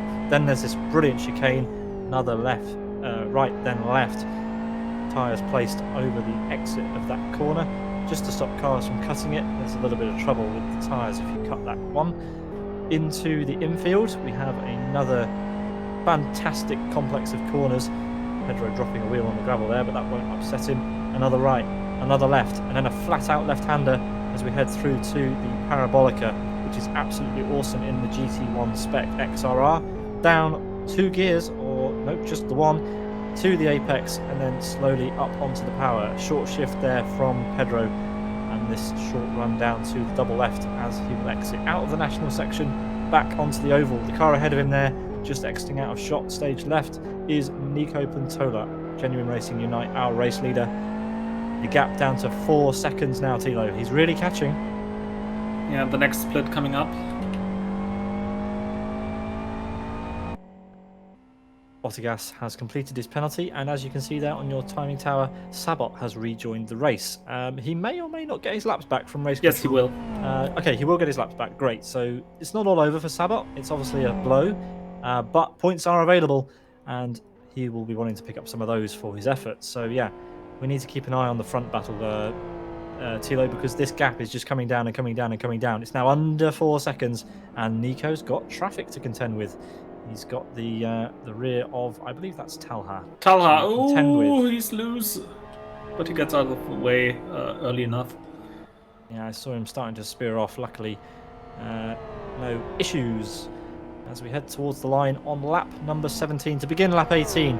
5 to go in the first round of GTR Monday, brought to you by Master Race Car, presented here on SimBroadcasts.tv. Thoughts has gone wide, and Mandula's now is really all over the back of him. Yeah,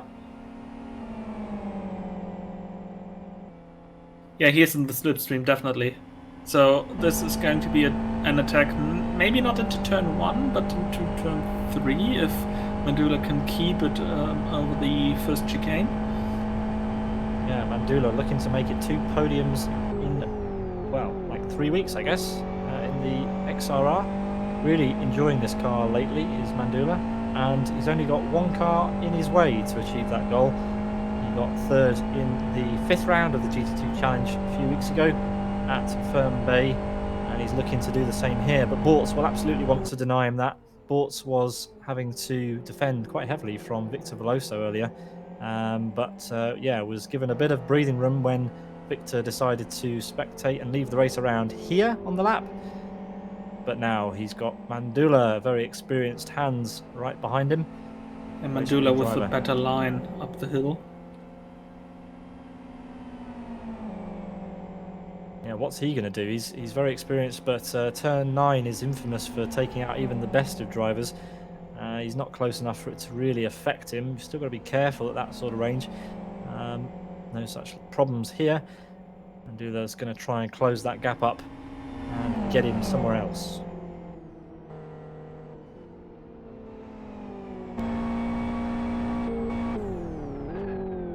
So as you can see on the timing tower, Unite still having a good first sector. What's over the curb? Unstable. Yes, we've got a car off ahead as well. I think that's Talha just struggling. Is it Talha? I cannot tell from that angle, but anyway, pit lane racer here having a bit of trouble on the grass. Let's keep an eye on Mandula.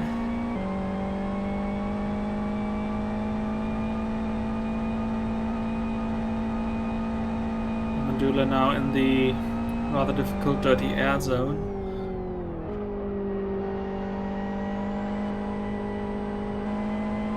But he seems to get some better lines through the corners.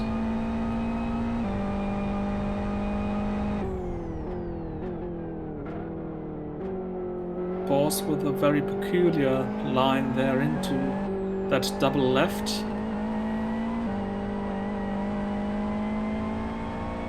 But he can keep the car straight enough out of the chicane to, defend from Mandula. I think you can safely say so at this stage of the battle.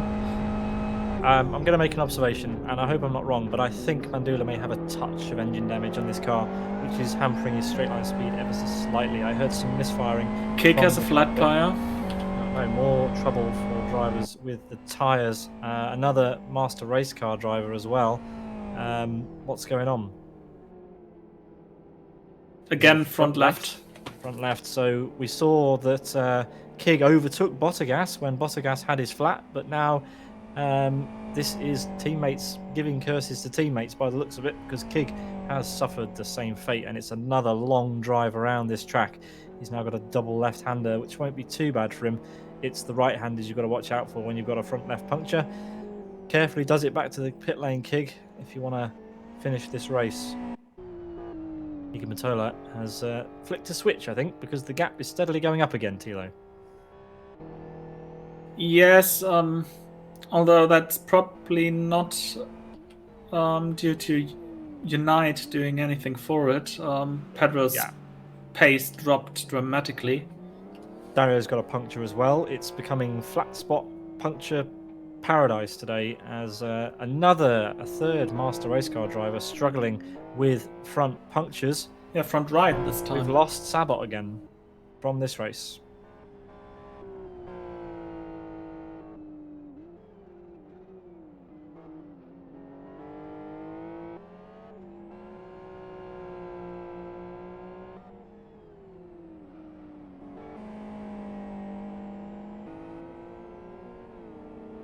Yeah, I don't know if Nico was just toying with us, but yeah, he's definitely bringing that gap back up again to Pedro Picanco. The gap is around about 5 seconds still.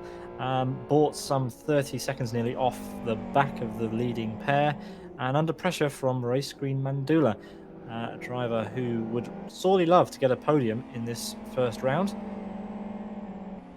And look at this, Thilo. He's closer than ever. Indeed. Now let's see how he manages the national circuit.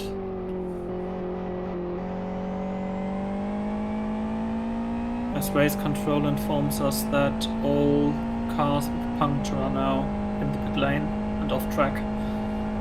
Track's clear.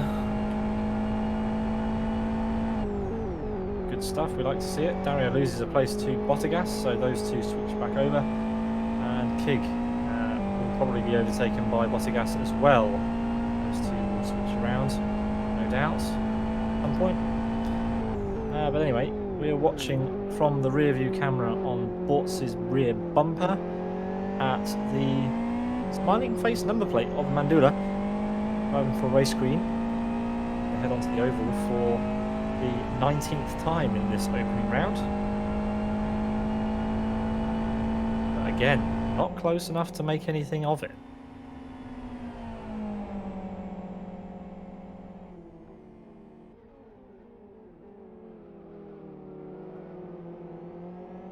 Oh, Mandula is...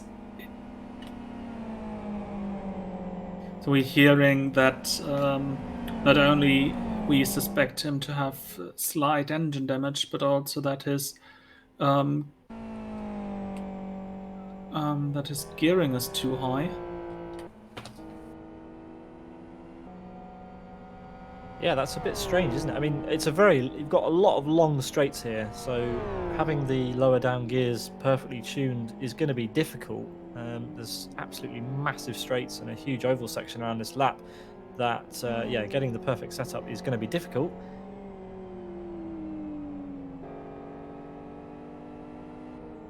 The gap from Pedro to Unite is hovering around 4.5 seconds, and with 3 laps to go, Thilo, or 2.5 rather, as we're on lap 20 now, Pedro has got to dig deep if he wants to get that gap to come down anymore.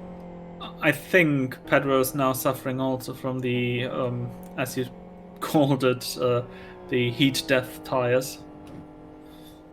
Yeah, I mean, how are they looking? Are they going to make it to the end? Are we looking for last? They lap are drama? thin. They are really thin, but I think both will possibly make it. It's difficult to tell. Well, I don't want to jinx anything, but I'm going to, aren't I? If I say it, so maybe I should keep my mouth shut. But anyway, I'll say. Oh, puncture for Boss.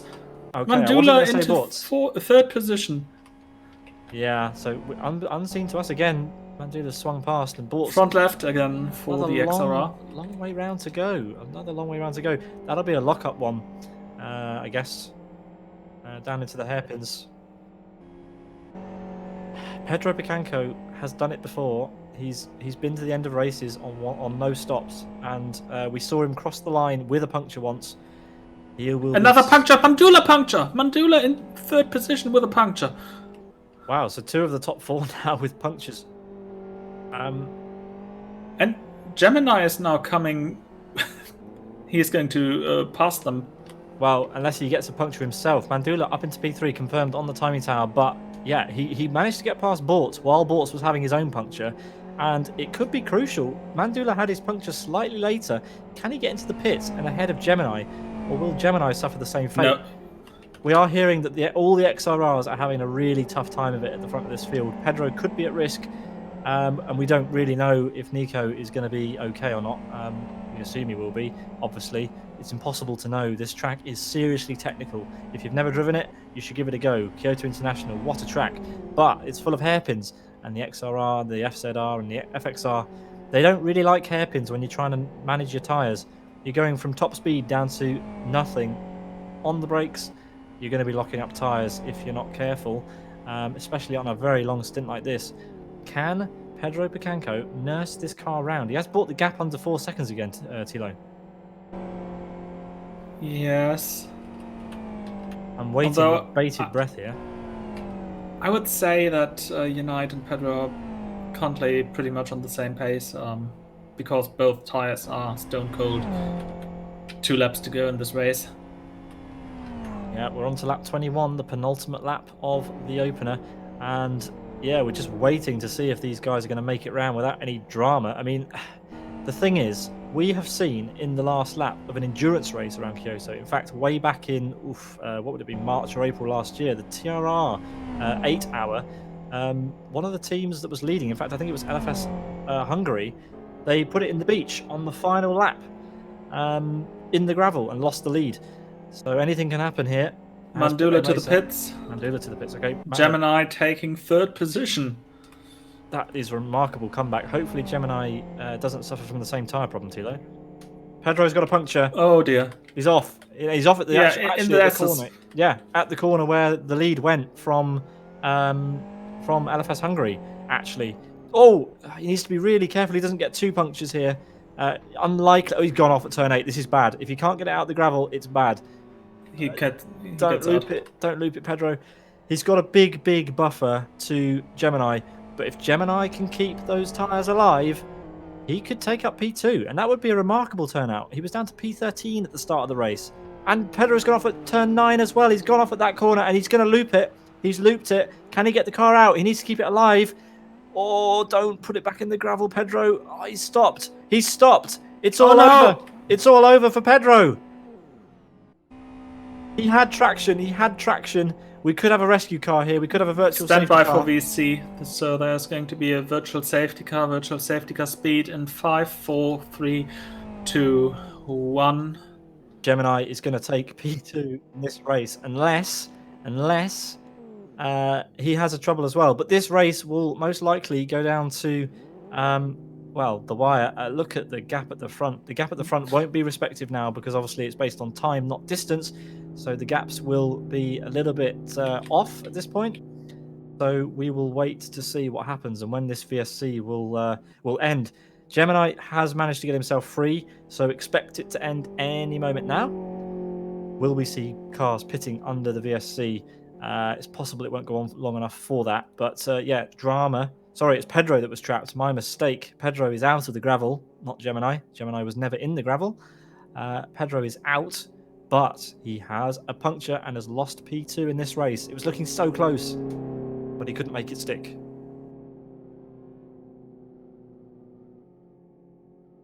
So probably Unite has now enough of a buffer to do a safety stop. Maybe even going well, he might even go down the route to just change tires with a certain wear. Yeah, and there we are. Confirmation on the timing tower. Gemini P2. I wonder, has Gemini got enough tyre grip left? Will it be a kind of a hands and knees pulling yourself across the line between the two XRRs? They'll have to pit this lap. They'll get into trouble if they don't come into the pit lane and repair. So, yeah, just painful times for these guys. As one of the rescue cars overtaking one of the drivers there. Yeah, that's Michael, who... Yeah. Needs to return to his bay, I guess, to get out of the way. So hurrying round so we can get this race underway, but just quite funny to see that. Anyway, I remember being at a kart race once where it was pouring down with rain, Thilo, and the fastest vehicle around the track was the circuit quad bike on the grass, going around the outside of all the karts. It was hilarious. Anyway, although, can you remember those scenes from Le Mans a few years back where the safety car was drifting in the soaking wet conditions as green we flag. go back to green?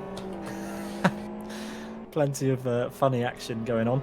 As Nika Bentola has time to make a safety pit stop if he wants to. He could change 2 tyres. He could change just the one if he wanted to, potentially. Let's see what he chooses to do. He has the choice to make. Will he risk it? Yes, he will. He's going to do the final lap the way we wanted him to. He's going to risk it on the tyres. Gemini is off. Oh, goodness me. But Gemini and we've lost there. Pedro's gone. So we've lost William. We've lost William. That means Redbot is into 3rd. We have a Redbot on P3, overtaking Mandula because of his pit stop. Mandula on the final lap has to push like crazy to try and get that place back. That is absolute scenes here. Pedro just didn't want to go into the pits. Didn't want to sort that out. Disaster here for Road Appraiser. They looked like they were going to have a double podium, and it's all gone to pot because Gemini has managed to get back up to P2 remarkably, and this man, Nico Pantola, now on stone cold tyres, has just 1 lap left, or the remainder of 1 lap left, Thilo, to get that car to the end. Yes, but I'm still scratching my head why Nico. Yeah, he's being caught by backmarkers now. He's taking it easy. He's not out of the woods. He's not out of the woods yet. He has a minute gap though.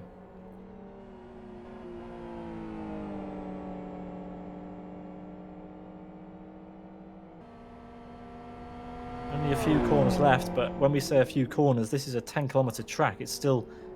Oh, as he nearly gets collected. Oh, this is uncomfortable viewing now because yeah, he's having to preserve his tyres, and there's a backmarker who kind of wants to get on with his own race. And they're side by side, and oof, yes, he has to let him go in the end. Yeah, Who is that? That's Applatz. Applatz. Okay, I don't know. I don't know whether he was running that skin before. I don't recognise it. And maybe he was. Maybe it's been that long of a race. I forgot what skin Applatz was running. But there we go. My mistake. Race controller's giving him the blue flag, but Nico says no. I mean, Nico's driving so slowly that Applatz, if he wanted to, is more than entitled to get past there. I don't see any issue with that, honestly. So, yeah, there's no point forcing Applatz to stick behind a car. Oh, Nico runs wide. Remarkably, the gap has actually gone up while he's been driving at this pace. Gemini is now over a minute behind. This is the longest gap I've seen actually in any race in quite a long time, Thilo. This is more of kind of an endurance race gap that you'd be used to seeing.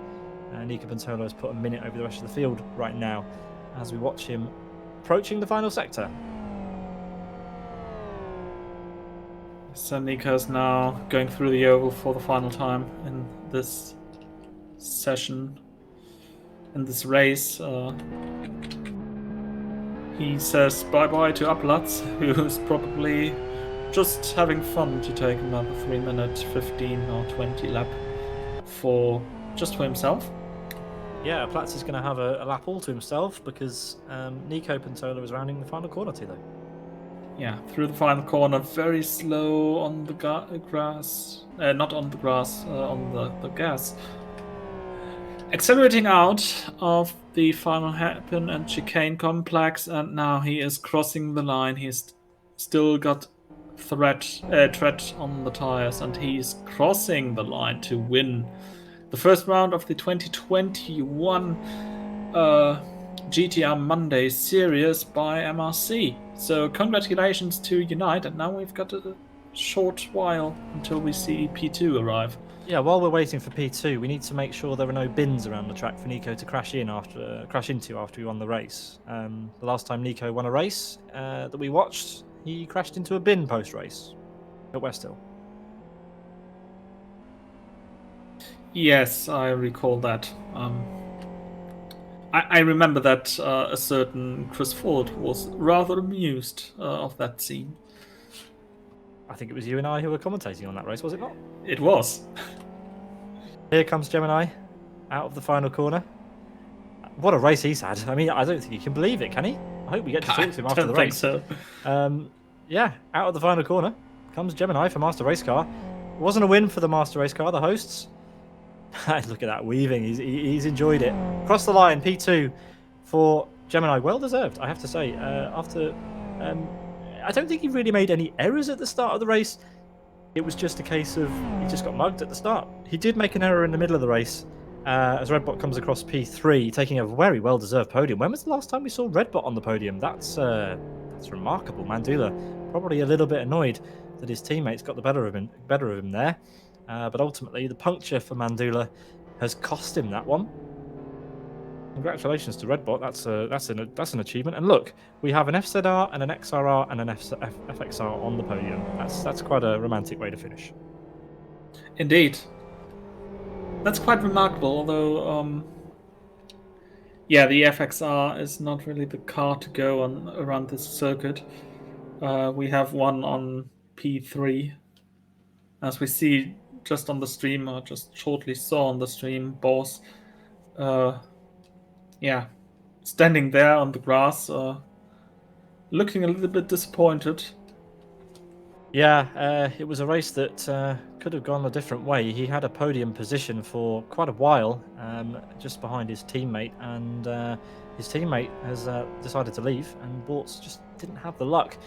Ended up with some issues and finishes P5 on the road in the end. Kig for Master Race Car after a puncture. He finishes P6. He might be happy with that, not sure. Bottas, after a very dramatic race, finishing P7. Yaroslav Donlik, he had a quiet one.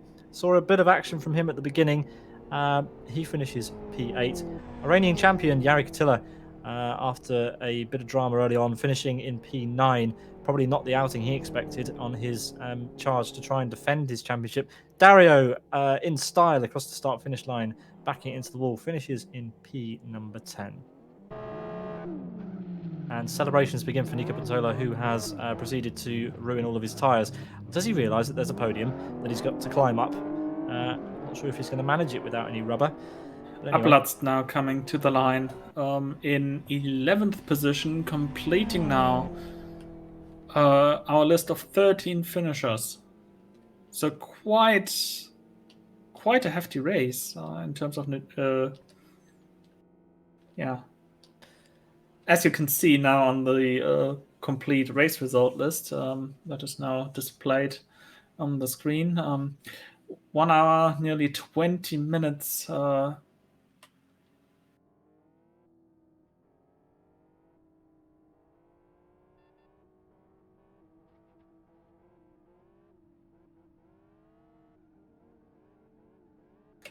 So race results are displayed to you. Genuine Racing Unite winning tonight's race, just in front of Gemini, just in front of 1 minute and 5 seconds. Third position, Redbot, really solid drive throughout the race, and therefore a deserving third position.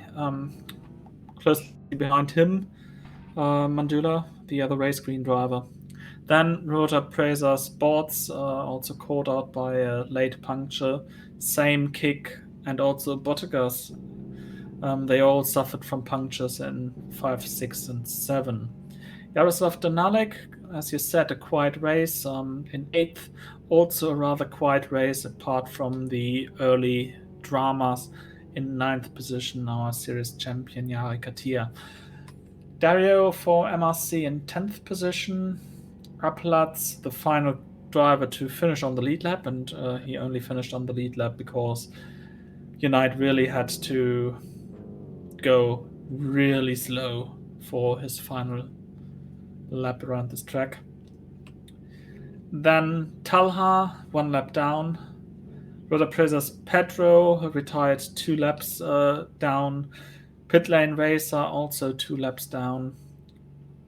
Then we have Victor Veloso, who retired at the halfway mark of this race. Atyan, I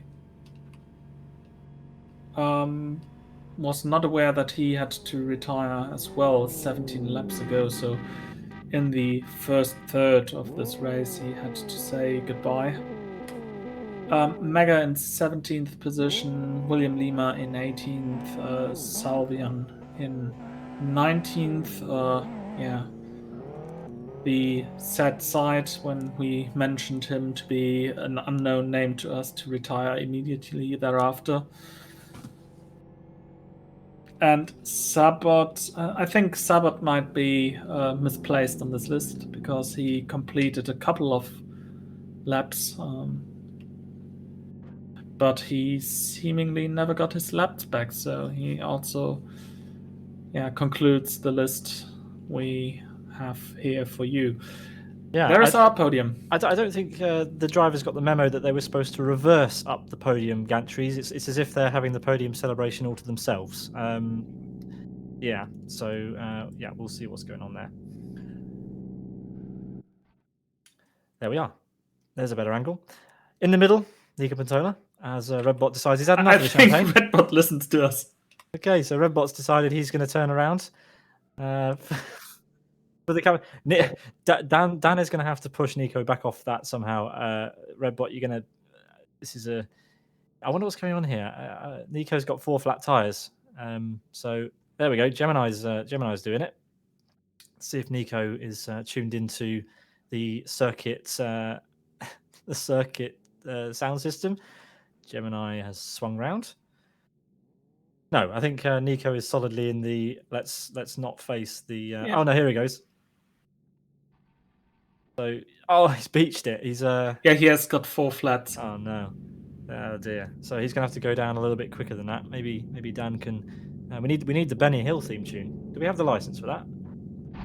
I don't think so, but again, this should be clipped and shown to Chris Ford. Oh, this is funny. Okay. Oh, Dan's beached it now. Dan has beached it, so it's absolute scenes on the podium. Well, at least 2 of the drivers were able to sort this out. I don't know whether to wait and watch this. It's good entertainment. Have you got anywhere to be, Thilo? What are they doing? Okay, Nico's finally made it off the ramp. I mean, this is akin to the bin situation in RTFR a few weeks ago. Yes. Nico providing us with post-race entertainment. Here we go. This should be interesting. Yeah. That looks good. Now he's beached it. Now, bit of helping hand from the man who would have wished he was on the podium. There we go. Dan Ballard giving Nico the shove he needed. There is our podium. I've been asked if I can zoom in. I'm going to give this a go. Right about. No, not that one. Can I zoom in? Doesn't look as though I can. Too bad. Yeah. Oh, there we are. Dan Ballard is doing donuts for us. There is our podium for round 1 of GTR Monday. Thilo, do you want to tell the viewers what's coming up next in GTR Monday? In GTR Monday, next race is going to be with the GT2s, and a certain Nico Pantola will have the tough task to pick a track for that race. However, the next race we are covering that is already determined, it's going to be Falkenberg Gold with the GT2s on Monday, April 26th. Then at 18:30 UTC, because in the meantime we have got this pesky daylight saving time change. And then we will be back for round 11, 16, 19 and 20, as you can see on the schedule displayed on the screen right now. Meanwhile, Nico has a tough time to pick a track. He will inform us shortly, I guess. But shall I tell the viewers what is next on some broadcasts? Go for it. All right, tomorrow we are revisiting the GT1s, funnily enough, for the XL version of Ronnie's Tuesday Fun Race from 1815 UTC. Again, a very long lap with Aston Grand Prix, but also a very fast track. This is going to be interesting to see what's happening tomorrow there. And I think that's going to be, again, a really interesting Ronnie Tuesday Fun Race event. On Wednesday, Sim Broadcasts returns to iRacing, the SMRC Esports Racing Spring Cup. Then we go to Charlotte, North Carolina to race the newly designed Roval with the good Global Mazda MX-5 Cup cars. The stream will be live on some broadcasts Twitch account, but also on the YouTube account of SMRC, and also on Facebook SMRC Sports. Find out more there. And some of our drivers are going to be, of our team members are going to be drivers in that championship. Jack Eyre, Adam Brown, to name a few. And then lastly, we also have an endurance race to promote. The GT2 series concluded yesterday, and we are revisiting the cars for a 6-hour endurance race in West Hill in 2 weeks' time. Yeah.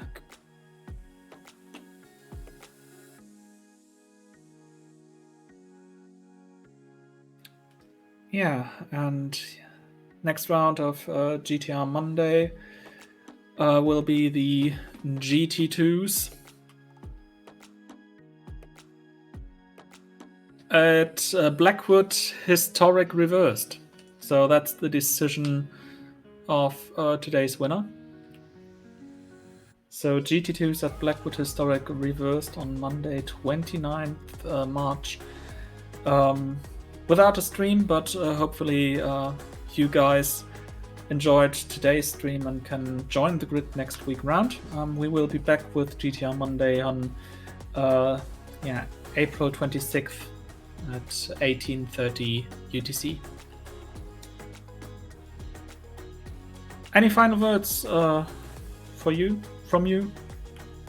Yeah, thank you, Thilo. I thoroughly enjoyed this race. I did not really know what to expect from the GT1s. It's been a long time since we've had them at in a big race, and a big race we had. 10 kilometers of Kyoto International did not disappoint. A thrilling opening lap changed the order up dramatically and gave us battles up and down the field. Gemini with a big comeback drive, ultimately putting it P2 in the end, rounding out our podium, which interestingly enough had an FXR on it, which I think is my highlight. Redbot managing to get an FXR on the podium in a GT1 race around the formidably fast Kyoto International. Great stuff. And congrats to Nico for providing us with the entertainment we sorely needed at the end of this race as well. Yes, too bad for Pedro though, must say. Yes, absolutely. So to conclude today's stream, we are showing you the SMRC trailer once more, and that will be it for this Monday. I hope you enjoyed it, and we will see you very soon on some broadcast TV. Yeah, thank you to MRC for putting this on. See you in a few weeks.